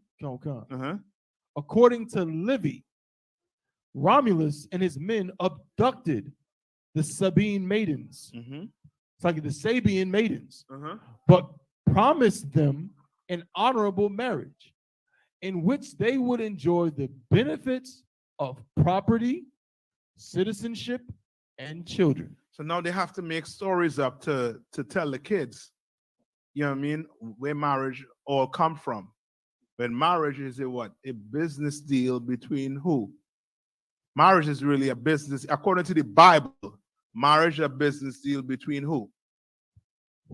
The husband and the wife's father. Yes, the husband and the wife's father. That's the deal that go down right there. You understand? That's what what we call that. What's the word we use for that? That deal. No, according to the Bible. It's called the dowry. The dowry.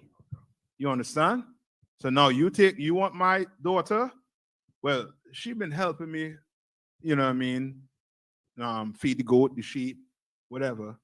You know what? I'll take like 50 cows, 50 cattle. I mean, I don't have that.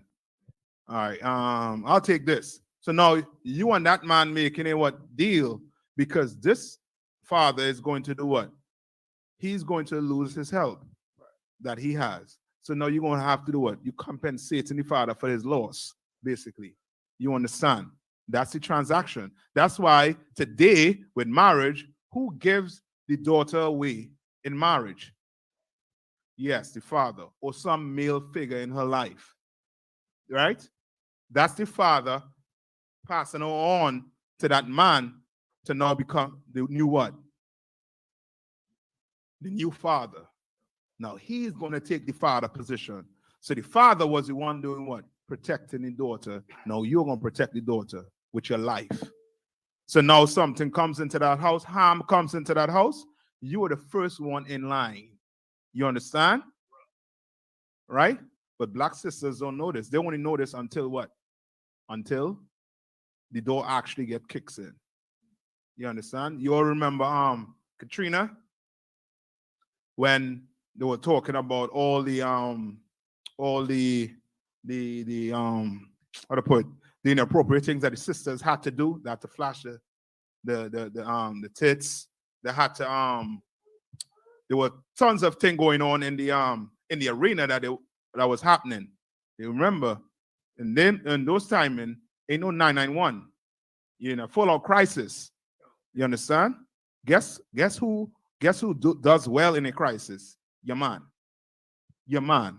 That's your protection in a crisis. So sisters, don't wait till in a crisis. Why not do it now?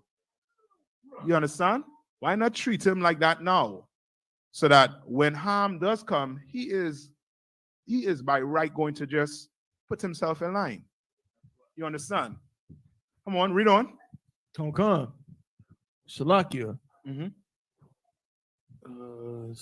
These three benefits seem to define the purpose of marriage in ancient Rome. Right? And that's it. You want to know why when you go file for your joint taxes, you know what I mean, why you get back more money than if you were single? Because they're trying to tell you what? That this is the way to go. You understand? When you die, your property goes to who? To the woman. Right? According to, you know what I mean? If you didn't have no will, basically in that time, it will go to who? The wife at that time. You know what I mean? It's a business deal between you and what? The woman. That's what they make it into. That's what Rome make it into. But the Bible, the business deal is between who? The man and the what? The woman's father. That's right. You understand? Right? Now, pertaining to the Bible, right? Polygamy. What's polygamy? Come on. Salakia, polygamy, Mm-hmm. technically by definition, polygamy is any situation where a person has multiple spouses. Very good. That's polygamy, right? What do we practice in here? What does the Bible practice? I believe- To be specific. Come on. I believe it's pronounced polygyny. That's it. Polygyny. You understand? Right? That's where a man could have what? More than what? One woman. You understand? That's to be specific. Right?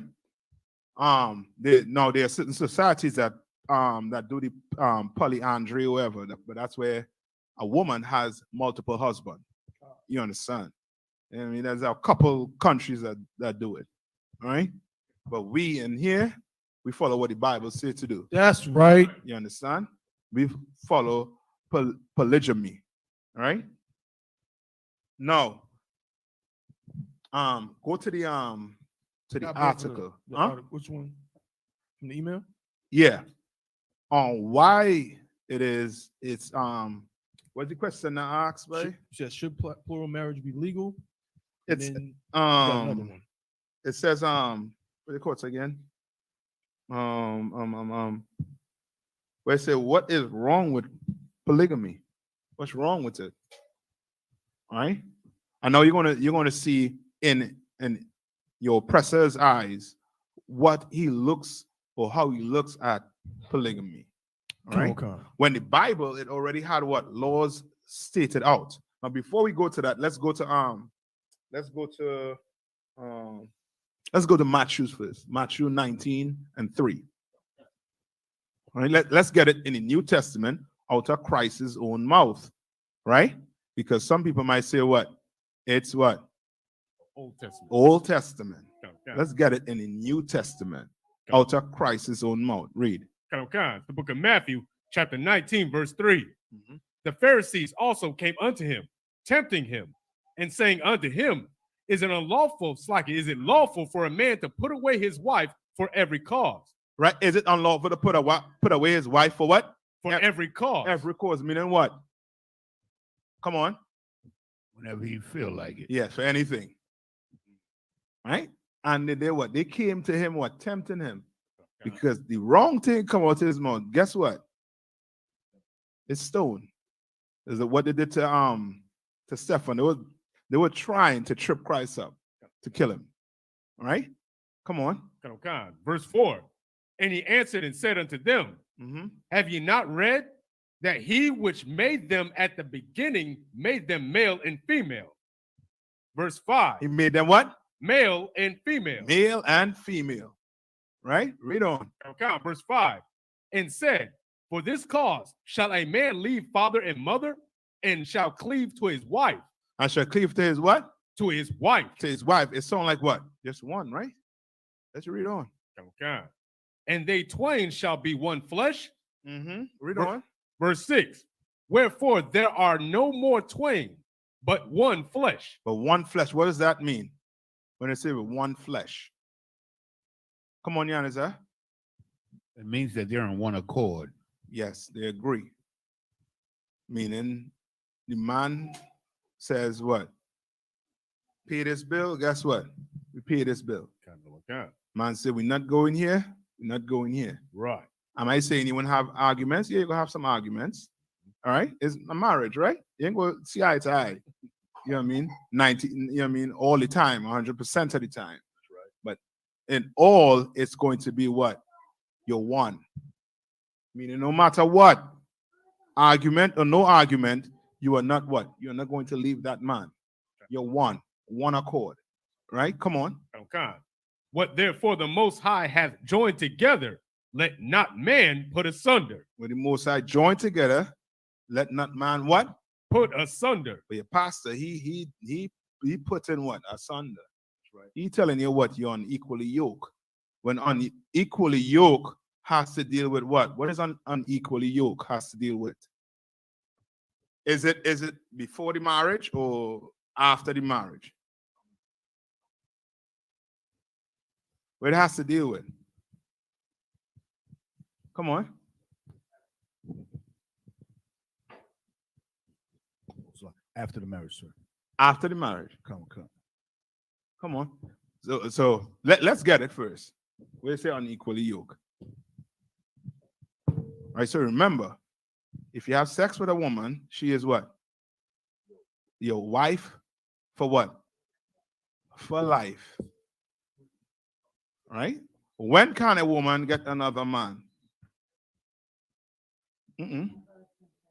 When her husband passes, when she becomes a widow. That's what we're going to read about in 1 Corinthians 7, where Paul says it. You understand? He calls a woman who can marry, unmarried, or a widow. A widow, she can do what? She can remarry. Right? Unmarried woman, she can what? Marry. But a married woman, she has to stay with that man until what?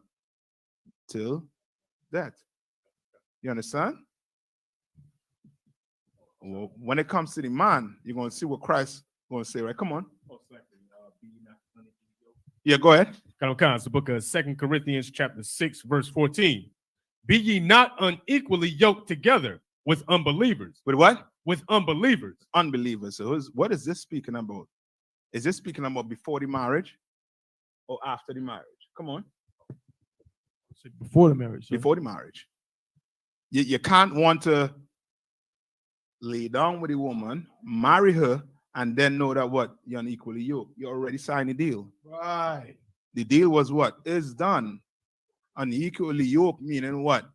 You trying to have sex with who? An unbeliever, meaning somebody where? In the world. I know you marry that person in the world, and now to you not just deal with it, but to you after a while is almost like, I don't want to stay with him or her because him or her ain't doing what's inside here. Nah, it's done.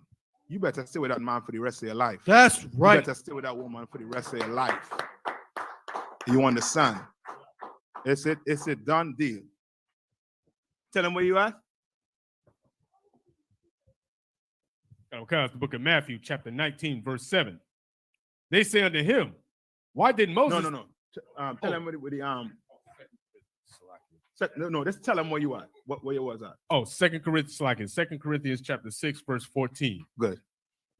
All right, so go back to Matthew's. It's the book of Matthew, chapter 19, verse 7. They say unto him, why did Moses then command to give a writing of divorcement? Right. Just to help you out. Moses gave a writing of divorcement for what reason? Come on. If I may, sir, because when we came out of Egypt, it was hard to get our women in line, so the men were being very physical with the women. Don't you just think men alone? There was a lot of what? Domestic violence. All right? Meaning, you know what I mean? It could be what? Man and woman, right? You heard about woman, you know what I mean? Put in that hot oil or that hot water on you while you're sleeping. You understand? Right? It goes both ways, right? Right. Right? Good. But America would have you think it goes what? One way. Right. Until they create a monster. And now you start to see what? Sisters being treated as what? Brothers. Right? Now you're seeing that. Because America created what? Monsters. Your Christian church created what? Monsters. So now you can't tell your woman, shut up. You understand? Just shut up. You can't do that. You tell her shut up is almost like you damning her to death. And it's going to be a full-out physical fight. Cops, he hit me. This, that, the other. You understand? Right? Read on. God. And to put her away. Mm-hmm. Verse 8. he saith unto them, Moses, because of the hardness of your hearts, Right, the hardness of your heart, meaning you don't want to take what? Low. You don't want to compromise. You understand? She can't Yeah. cook. But brother, buy her a recipe book. right? Teach her how to do it. You know what I mean? Don't get angry because she burning the rice. Nah, brother. Eat that burnt rice and say to the baby. We're gonna get it right. That's right. You understand? Don't get angry because she ain't seasoning the meat correct for you. Nah. You had some time to, you know what I mean, deal with that, make sure it's right. Now you get it, it's spoiled. That's like what you read in Deuteronomy. When when your brother had a woman, and then after he had her, he wanted to cast her away. He said what? That she wasn't a virgin, right? He said it. He's like, you know what? This woman is, I forget the word he used. I shouldn't say virgin because, you know, virgin is what? A young, unmarried woman or a young woman of marriageable age. Doesn't mean she didn't have sex, right? But this woman, I forget what it's in Deuteronomy. But to just give you the point, is to the point whereas he was giving her a bad name. He was calling her a bad name. He was calling her a whore. You understand? Right? You can't do that after you get, no, it's like, no, I don't want this no more. You had to stick with that. You find out what the honeymoon was about, and you get back to that all the way. You understand? Because you know that honeymoon period where you just start off, oh boy, nice. Flowers, dates. You understand? It's nice. After the honeymoon, guess what? It's the real deal. I hate you. This, that. You all going to bed angry with each other. To hell with all of that, man. Find out what it is. You know what I mean? Find something. She maybe could fold your clothes good. You know what I mean? Love her for that. Right. Hell. You understand? Find something. You understand? Don't just give up like a Christian church. You understand? The Christian church teach black women and black men to just do what? Give up. Right. And now you have what? Gays running around the Christian church. Men who and women who've been what? Molested and who have not been treated properly to, you know what I mean? To get right. Good night. Right? Come on, read on. Because of the hardness of your hearts, suffer you to put away your wives. But from the beginning, it was not so. It was not so. You couldn't put away your wife in the beginning, Christ said. But Moses did it just so that the nation survive. You understand? Okay. So that we don't kill off each other. Right? Read on. Verse 9. And I say unto you, whosoever shall put away his wife, except it be for fornication. Hold on. He said unto you, whosoever what? Shall put away his wife. So you put away a wife. Except it be for fornication. Except it be for fornication. Except. Meaning you cannot put away a wife for anything except what? Fornication, meaning unlawful sex. You walking on her and the horse is in the bed, out. Pack your clothes, you out. Right. You walk in and another man in your house, it's done. Right. It's done. Ain't no, baby, I love you. How could you do me this? It's done, brother. That's right. You call me and we're going to get a drink and we're going to celebrate your freedom. You understand? We're going to celebrate your freedom. You understand? Okay. Right? Come on. Okay. And shall marry another, committeth adultery. Committed what? Committeth adultery. How does a man commit adultery? Come on, sis. Well, you're correct, but what is it saying there? How does a man commit adultery? Oh, come on. Putting her away. Putting away his wife, except it be for fornication. So you with a man and he say, what? You'll get out. And we done. It's it. Except it be for fornication. Meaning he just angry with you. He's fed up of arguing. You understand? His pressure is going up and he tell you that's it. You better get out. You understand? He committed what? Adultery. You understand? Read on. And whoso marrieth her which is put away doth commit adultery. And the man who now goes and do what? Sleeps with the woman that the man put her away, commits adultery. That's why it's imperative in here. You come in here, brother. You see a woman and you want to talk to her, you better ask her. You know what I mean, who's that last man? Talk to that last man. Right. You understand? You better try to get hold of him. You understand? Or just let her come in here and do it 6 months and then we'll know. Go through the proper way, right? 6 years to 6 months to the year rule. Come on, sis.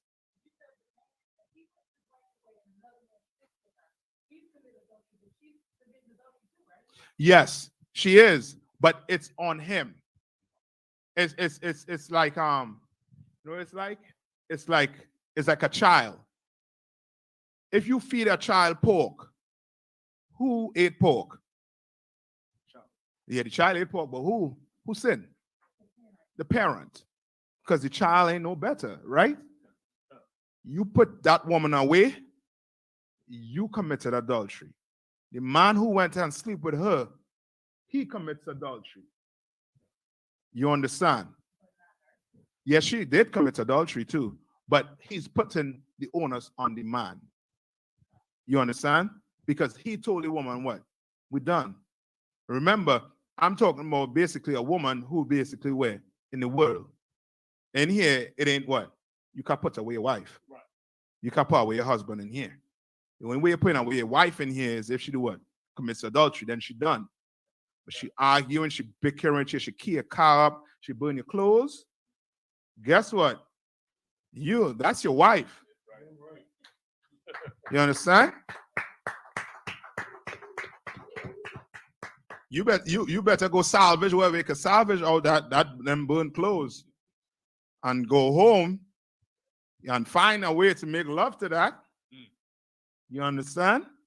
You better do it, or else guess what? You're gonna be a sinner. Right. And you know the Lord deals with sinners, right? That's right. You know what I mean?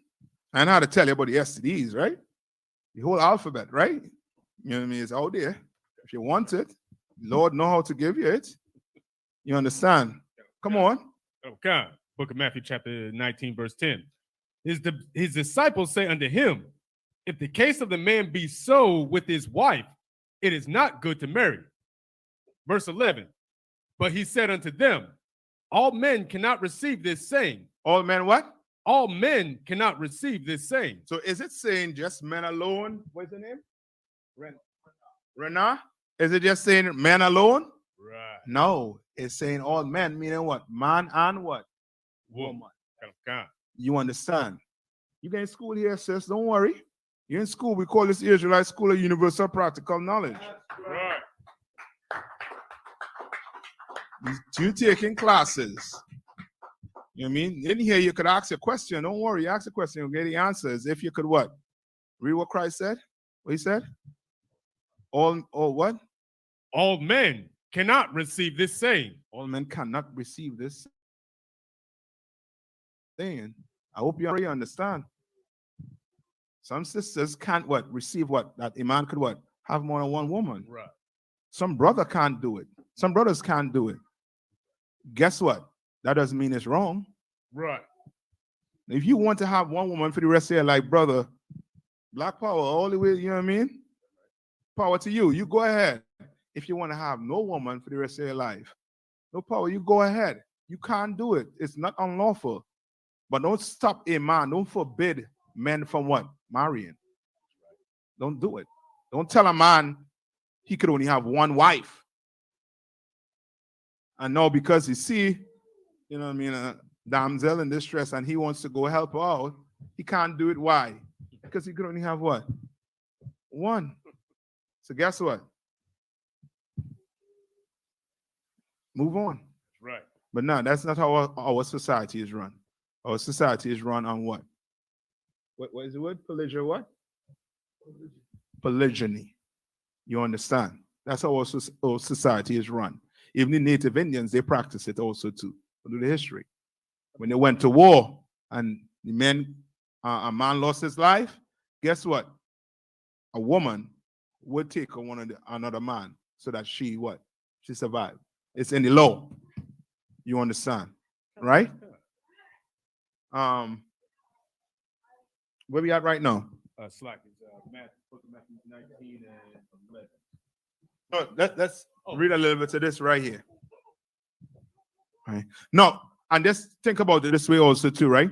No, remember, the oppressor, right? How he looks at the Bible. Come on. He looks at the Bible as a myth. Yeah, storybook. So guess what he has to do? Guess what's his Bible? Slack his laws and what do you call it? Constitution. His constitution. Yeah, but a little more. So remember, this is our manual to life, right? Right. What's Esau's manual to life or your oppressor manual to life? Whatever in the Bible suits him. You're right, but I'm looking for something specific. Come on. Salakia, Christian, yeah. Come on. Salakia, sir. I was gonna say whatever suits him from day to day because he's just lawless. He's lawless. He don't No. care about nothing. Okay, don't think so much so like that, right? Okay. We black people discipline the children based on off of what? We read here where it say what? Spoil the rod and what? Spoil the child, right? It doesn't mean beat the child to death, but mean what? You're gonna correct that child when he or she does something wrong. Yeah, man, you might put some fire to that behind, but you ain't gonna kill your child. You understand? It teaches us how to do what? How a woman should live with a man, how a man should live with a woman, right? Now, what does the oppressor use to teach himself how to live?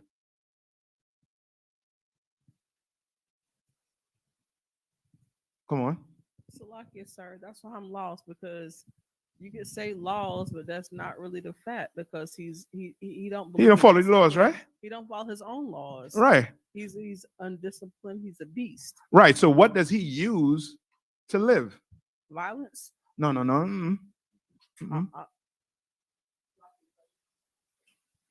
Sass is it. I don't think you. Okay, I'm gonna give you all it just for time's sake. He uses his books. He comes up with studies. So now he studies what? A lifestyle, and now based on that study, he is going to make what references and live according to it. Right. So now he wants to learn how to discipline his child. He's going to read a book from somebody that went to college or some expert. Okay. Yeah, so come on. So like if I make sure what you're saying is heavy because that's one of the main differences between us. It's like as Israelites, as God's people, is like, you know, there's certain things that we don't gotta read it in a book. It's just like that ain't right. That ain't right. That don't go like that. Yes. But the devil, I literally have read books from them. They have books that try to explain whether or not adults should have sex with children. They have books that are like, okay, we're gonna try to understand why we shouldn't do that. You know what I'm saying? Like that's how they think. They gotta write it down in a book and try to turn it into academics. You know what I mean? Everything they do is some kind of, you know, manual Yeah. for it. Salakia. That's right. So no, go ahead, sis. Salakia, sir. I think No. Oh, 1 minute, right? Uh-huh.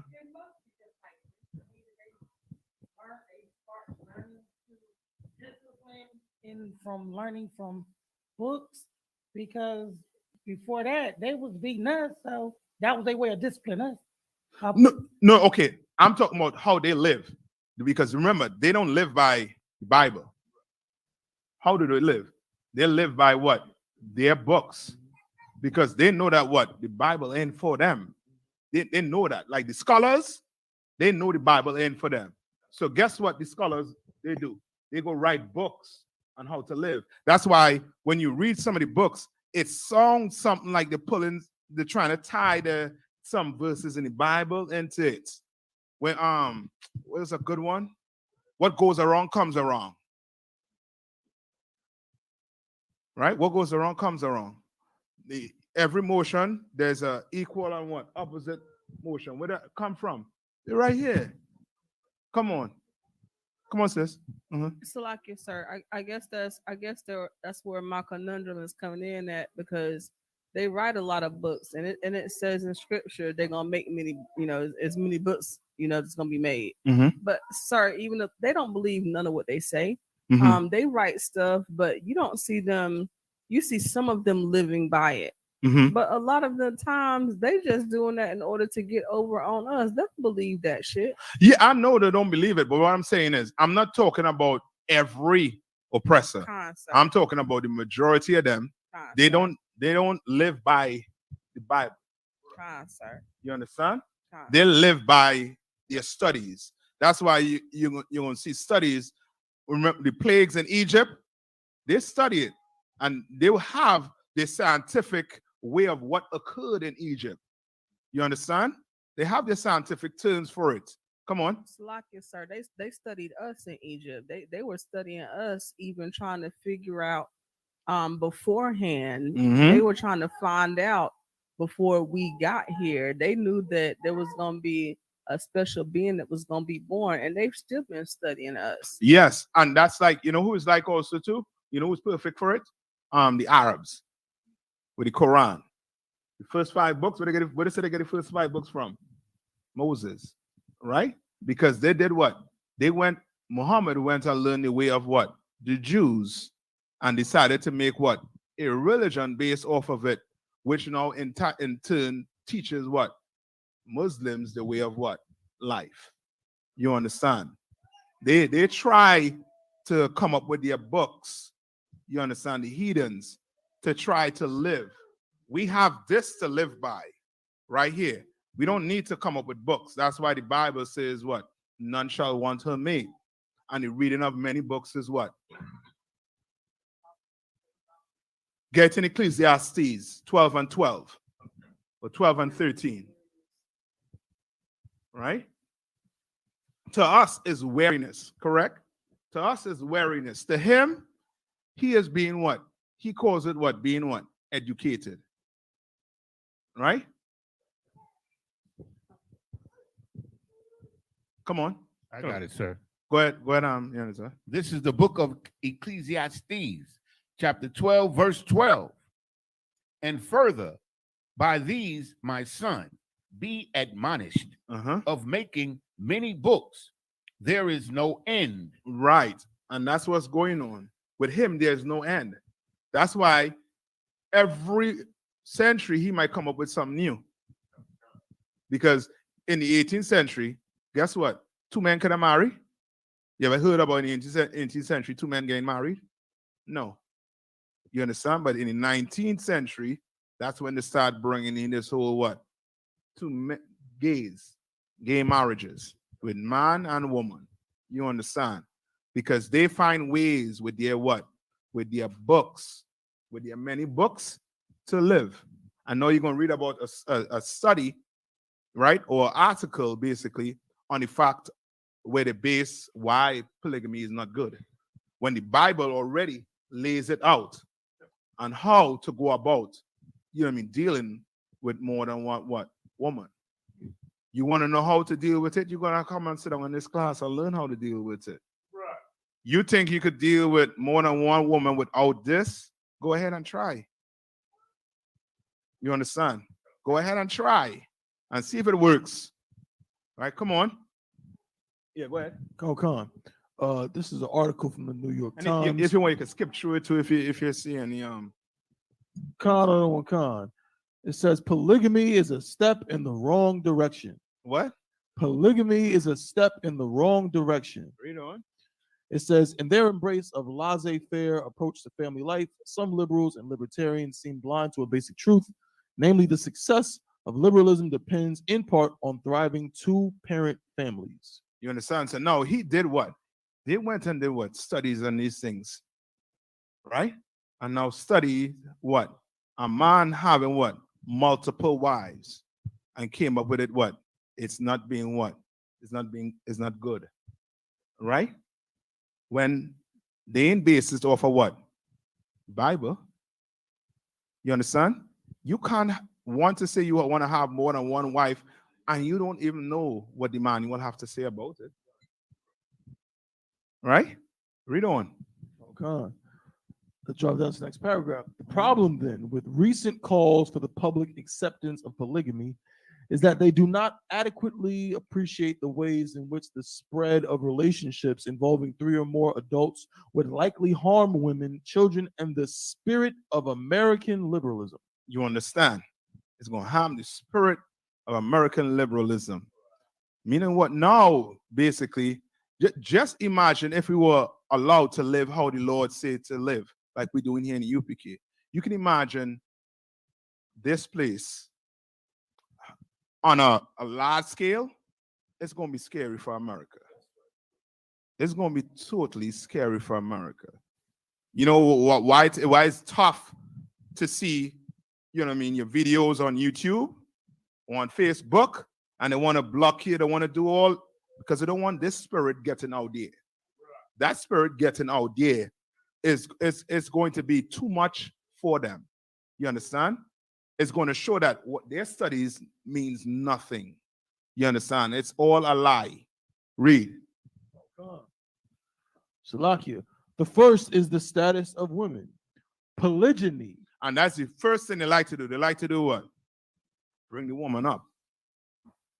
Like, you know what I mean? Like, this is harming a woman. What harm is it doing a woman? Having more than one, a woman being able to have one man. How is that harming her? Come on. Salakia, sir. I mean, no one says that it's harming a child to have more than one child. You understand? It ain't harming for a man to have more than one child, right? But it's harming if a woman has to be with a man that wants more than one woman. It's stupid. In here, it's stupid. Come. But to them, it means everything. Right. You understand? Come. Read. Polygyny is associated with higher rates of domestic violence. Domestic violence. Why? Because you trying to have what? More than one woman without what?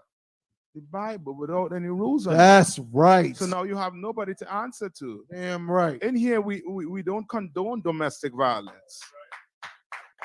You understand? We don't. Right? Come on. Psychological distress. Psychological distress. That's what's going on with who? Renee. What's her name? Renah. That's why she cannot see or fathom her man having another woman. Because it's going to cause what? Psychological what? Distress. Distress. She doesn't want to live by this. It's messing her mind up. Her head is going to explode. You understand? Read on. Come. Co-wife conflict. Co-wife meaning what? I ain't getting. You spending more time with her, not with me. This, that, the other. Oh, you like her more than you like me. Co-wife, not in here. Not in here, brother. It's going to be set straight. Come on. Right. So Salakia, if I may, sir, and this is just this article, you can tell it's written by a devil because he don't know what's going on. If you Black, Hispanic, or Native Indian, you know, co-wife conflict is just part of your life. You know what I'm saying? Like, Come on. how many of us, our fathers was dealing with other women, or a brother might be dealing with another woman, a sister in the world, she done seen her man. Like almost every woman I've ever met in my entire life has had to deal with her man dealing with other women. Yeah. It's like that just happens regardless of whether or not it's accepted or not. Right. That's just the reality. But they do their study, and their study basically is like that study of statistics, Okay. where they do their statistical like data, and they try to, you know what I mean, bring it to the point, right?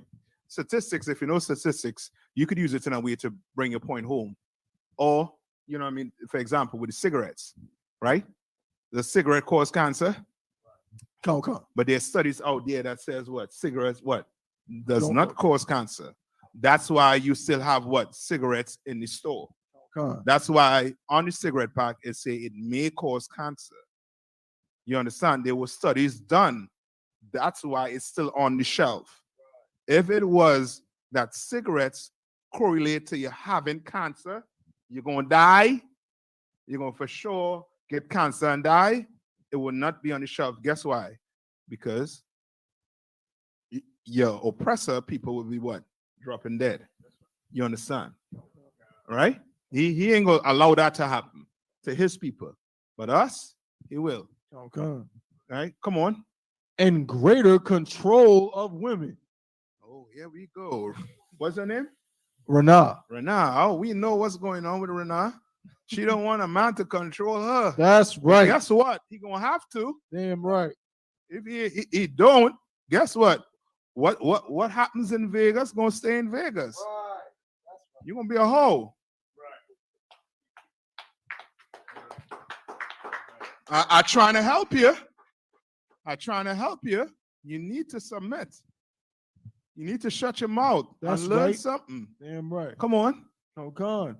According to research by the Brown University political scientist Rose McDermott, not exactly the direction the United States wishes to head for women, right? Right? You understand? So now there's a study, or not a study, but there was a case in Canada where this person, Rose McDermott, where she did a whole expert study on the situation. Right? I don't think we have time to get into all of it. But there's a study that she did in which this writer is quoting what she said. You understand, about the whole relationship, because they said she did like a 10-year study on the whole polygamy aspect of it, and it came out that it's not basically what was the article saying? It's not what?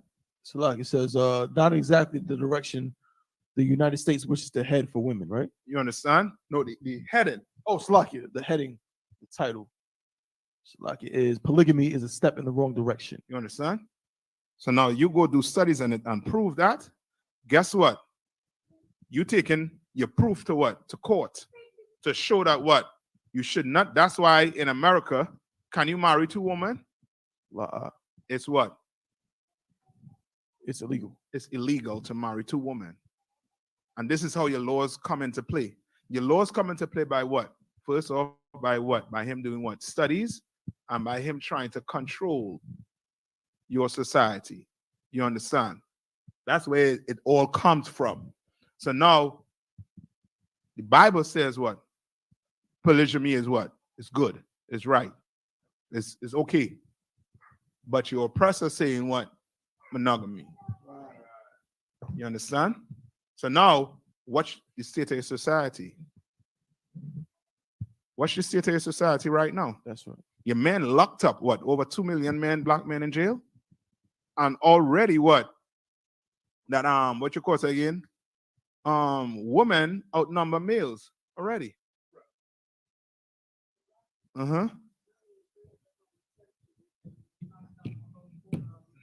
Thank you, sis. Gays. Don't forget the gays out. You understand? Come on.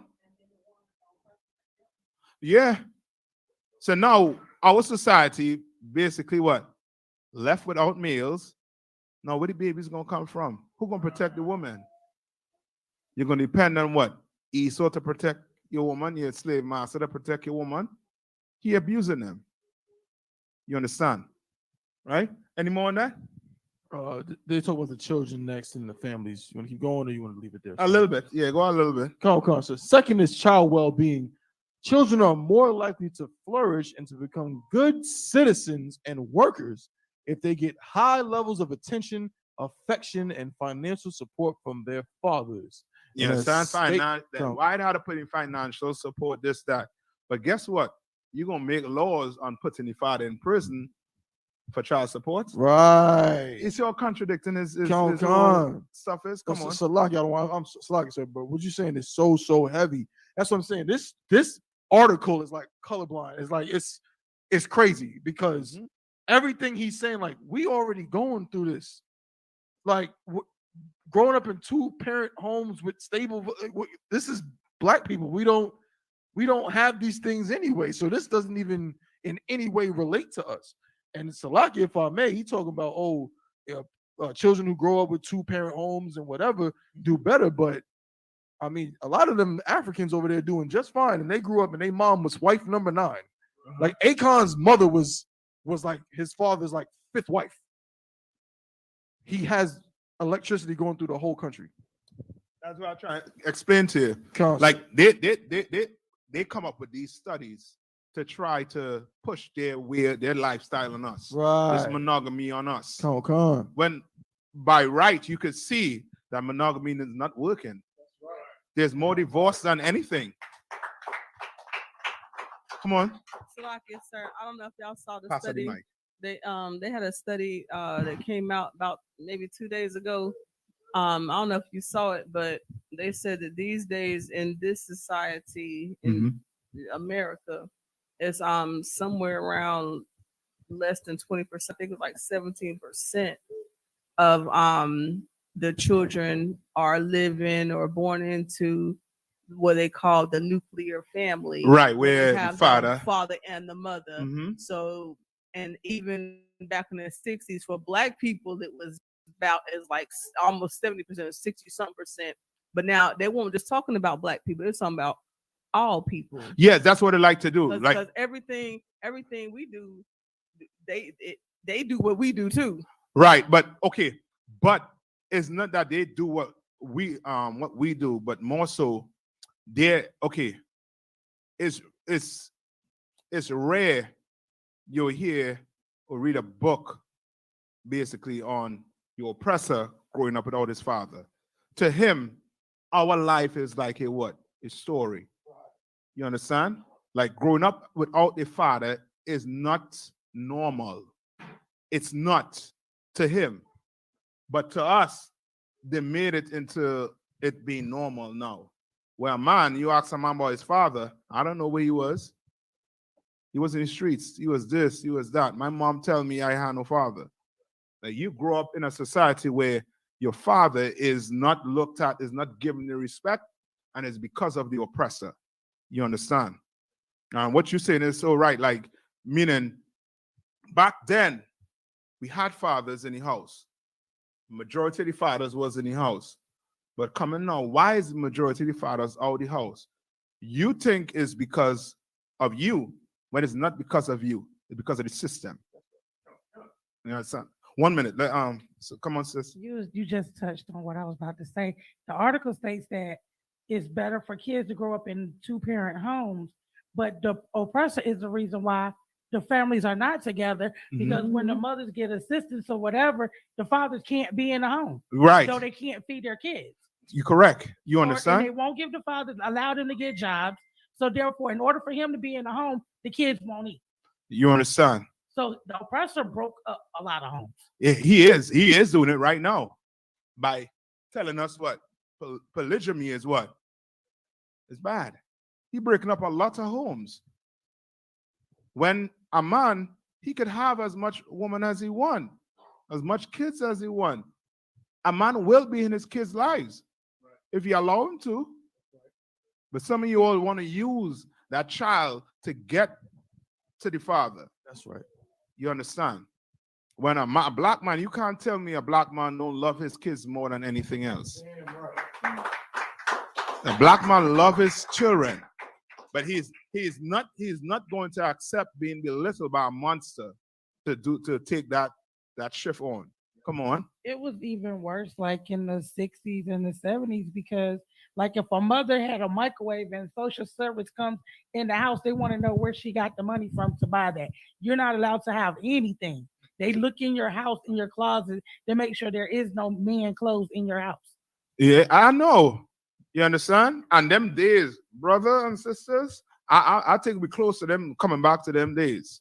We're real close to coming back to them type of days. You understand? Come on, sis. So like yes, sir. I think that's what I was like going towards. Exactly what sis is saying is so heavy, because like the things that they did to us are coming on them. Like their families are being destroyed right now. Right. Just like they put drugs in our neighborhoods, they are being destroyed by drugs. That's Yes. just like they put different types of mentalities in us. They're being destroyed by violence. You know, disease, all kinds of things. They're being destroyed by the same things that they tried to instill in us. Yes. And I'm just like, I'm looking at them and I'm like, okay, you know, because these are the same things that have been inflicted, you know, upon our people, and now they're having to deal with those same repercussions. Yes. That's what I was saying. So. And you're correct. You're correct with everything you're saying, because they think we're gonna fight them. We don't have to raise a hand to fight them. What did the Lord say? Vengeance is what? Is mine. So guess what? You're going to have your young little 15-year-old boy who you buy a gun for. What you buying a gun for a 15-year-old boy for? And now he's going to shoot the whole school up because because he mentally unstable? No, because he angry. Because he just angry and upset. And he just takes the gun and go kill people. You understand? And he gets to have a what? A day in court. You understand? He gets to have his day in court. Right? Where we at? No, what's the time? Oh, we over the time, so it's 9:03. Oh man. Let's get one more. Let's go to Matthew 25:1. So Renee, you gotta explain this to me. This is a killer right here. I hope I pronounce your name correctly. Don't get angry with me now.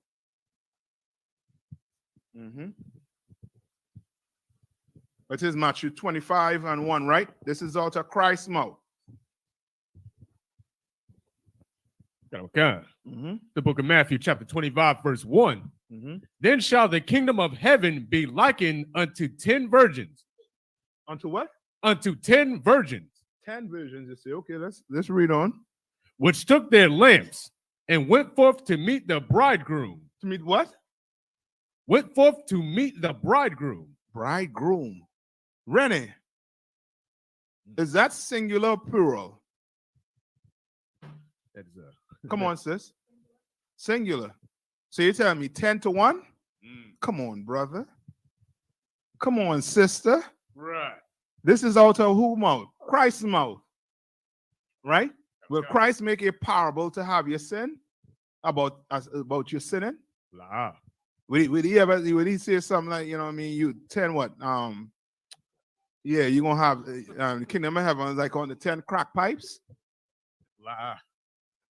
Would you ever hear him saying something like that? No. Or like on the 10 blunts? No, he ain't gonna be saying that. Why? Because that's unlawful. Right. So he's saying what? 10 virgins. Which took their lamps and went forth to meet the bridegroom. And went forth to meet the bridegroom. All right? Read on. Oh, okay. Verse 2. And 5 of them were wise. 5 of them were what? Were wise. Rennie, which one is? Read on. And 5 were foolish. Rennie, which one are you? Verse 3. I'm not asking you the question. The most I asking you the question says. I'm not asking you the question. The most I asking you the question is like what? 5 or what? Wise. Okay. And 5 or what? Foolish. Foolish. Right? Read on. Okay. Verse 3. They that were foolish took their lamps and took no oil with them. And 5 of them were foolish. They took what? No oil with them. And that's like what? That's like a sister that comes in here, right? Comes in here, or a brother comes in here, and he expecting something to happen what? Right away. Okay. He expecting to get that love of his life right away. She expecting to get that love of her life right away. You understand? That's not how the Lord work. He gonna give it on what? His timing. Guess what you ought to do? Yeah, you better have your oil. Right. You better have your oil. Read on. Okay. Verse 4. But the wise took oil in their vessels with their lamps. Verse 5. While the bridegroom tarried, they all slumbered and slept. Verse 6. And they slumbered and slept, meaning what? They slipped back way into the world. For a little bit, for just you know what I mean? A teeny bit. It's like, nah, I can't take one of these, you know what I mean, one West sisters. Nah, I wait too long. Read. Verse 6. And at midnight there was a cry made, behold, the bridegroom cometh. The bridegroom cometh. Read on. Go ye out to meet him. Verse 7. Then all those virgins arose and trimmed their lamps. Verse 8. And the foolish said unto the wise. And Renee, which one are you? You didn't answer the question as yet. You're the foolish one or you're the wise one? Which one? Read on. Give us of your oil. Give us of your what? Give us of your oil. So now they want what? What? the other 5 had, which was what? That oil. Come on. Which was what? Now you see a sister, she waited, and now the Lord what? Blessing her. Or a brother, he waited, the Lord blessing him. And it's just not pertaining to just a woman alone or a man having a woman or a woman having a man. This is anything. Anything. You understand? Anything that in here that where you leave here because you're not getting it, and now you do what? You trim your ways to go back out there to get it. You understand? Right? Read on. Come on. For our lamps are gone out. Our lamps are what? Are gone out. Are going out. Read on. Come on. Verse 9. But the wise answered, saying, not so, lest there be not enough for us and you. Ain't enough. You go have sex. Guess what? That's your man for life. That's right. Whether it be in here or out there, he's yours for life. Woman likewise. Right. He's yours for life. Ain't no well, I made a mistake. Nah. Does the Lord make mistakes? The Lord don't make mistakes. That's right. What do you say about the marriage bed? It's undefiled. Correct. It's undefiled. That's why you should what? You should choose wisely. Take your time. That's what he's saying right here. Take your time. You understand? Read on. But go ye rather to them that sell and buy for yourselves. So they're telling them what? You better go somewhere else.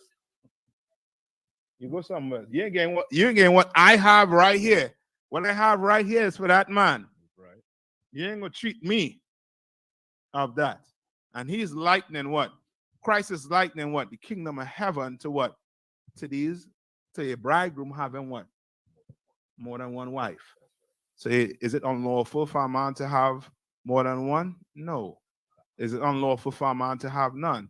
No. You can have 1, 2, 3, many. You understand? What you have to do is you just have to do what? What you have to do as a brother or a sister in here. Come on. Select it, sir. Choose wisely. Choose wisely, but bring it all the way home. Come on. Be patient. Come on. So we on what? We on polygamy, right? Meaning what? You marry that man, you be with that man for what? The rest of your life. That's it. It's done. So you be patient. You better what? Choose wisely. There's a reason why there's a what? 6 months or what? To a year rule in here. It's there for a reason. You understand? Just like what Paul set up in the schools. He set it up in a way whereas what? You wouldn't have to do what? You wouldn't have to make a mistake. You don't have to say, well, I made a mistake and that's it. No. Paul sets up in a way where he give you. He lay it out here. And now guess what? You be wise or you be the foolish one. You make the choice, Rennie. You understand? You sisters out there, you all make the choice. You brothers out there, you make the choice. And whether you're going to be wise or what? Or foolish. You understand? And with that, I'm going to pass the class over to priest and Officer Yaniza.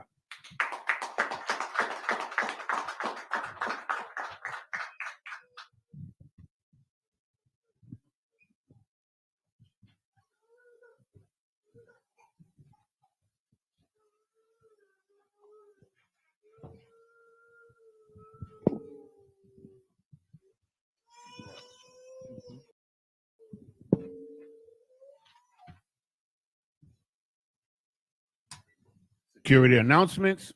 We are the ISUPK out of 1 West, 125th Street, Harlem, New York, under Commandant General Yohana. We're not affiliated with any other Hebrew Israelite group or religion. New rules for brothers and sisters. When a new brother or a sister comes into the school, they are off limits for 6 months. They are to be saluted only. They are here to shed themselves of the world. After 6 months, if a brother or a sister has an interest in a particular person, he or she must get permission from the head to speak to a brother or a sister. There is another 6 months in which the brother or sister will court each other After this 6-month period, the brother or sister will get permission from the head to marry. Tithes, which is a commandment. You can find this in Numbers 18 and 21 and Malachi chapter 3, verses 8 through 10. Means 10th in the Hebrew and is pronounced ma'ashara. 10% of every penny of any increase the Lord gives you, give to the treasury department or teacher. Priest fund, free will offering for priests, not mandatory, whatsoever amount you would like to give. Upcoming holy convocation. This is the last day, right, Concert? Yeah, I believe so. Yeah, this is the last day of the Feast of Dedication. The next is the Feast of Purim, 28, which will be February 18th, February 15th, the Feast of Purim. Remind Akim and Akwathem to check on social media such as isupk.com, Facebook, Twitter, YouTube, and so on for ISUPK events and material. If a brother wants to be a trooper in the school, then he is to start wearing all black, which includes black boots, shirts, pants, headband, or scarf. And with that, Amajim.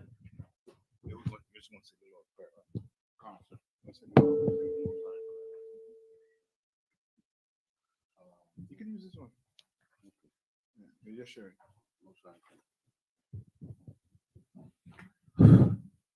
The Lord's Prayer in the Hebrew. Abanawa, Shabbat Shemayim, Kodash, Haya, Shemka, Yahweh, Malakwaka, Laba'ah, Ratazaka, Haya, Aisha, Ba'arataza, Kawa, Haya, Bashemayim, Natananawa, Lakam, Kal, Yawam, Wasalak Nawa, Kabawath Yanawa, Kasalak Nawa, Kabawath Yanawa, Wala'ah, Tabia Ayanawa, Banasaya 1, Abol, Awashaya Nawa, Mayan, Rai, Kaya, Laka, Hamalakwath, Waha'ala, Wahathraparith, La Iwalumium, Amen. In English, our Father, which art in heaven, hallowed be thy name. Thy kingdom come, thy will be done, in earth as it is in heaven. Give us this day our daily bread. Forgive us our debts, as we forgive our debtors. And lead us not into temptation, but deliver us from evil. For thine is the kingdom, and the power, and the glory, forever. So be it. Sisters Yashab, Sarge Salakia, Sarge turn to face the teacher. Men of Israel, the teacher, 1 courtesy salute.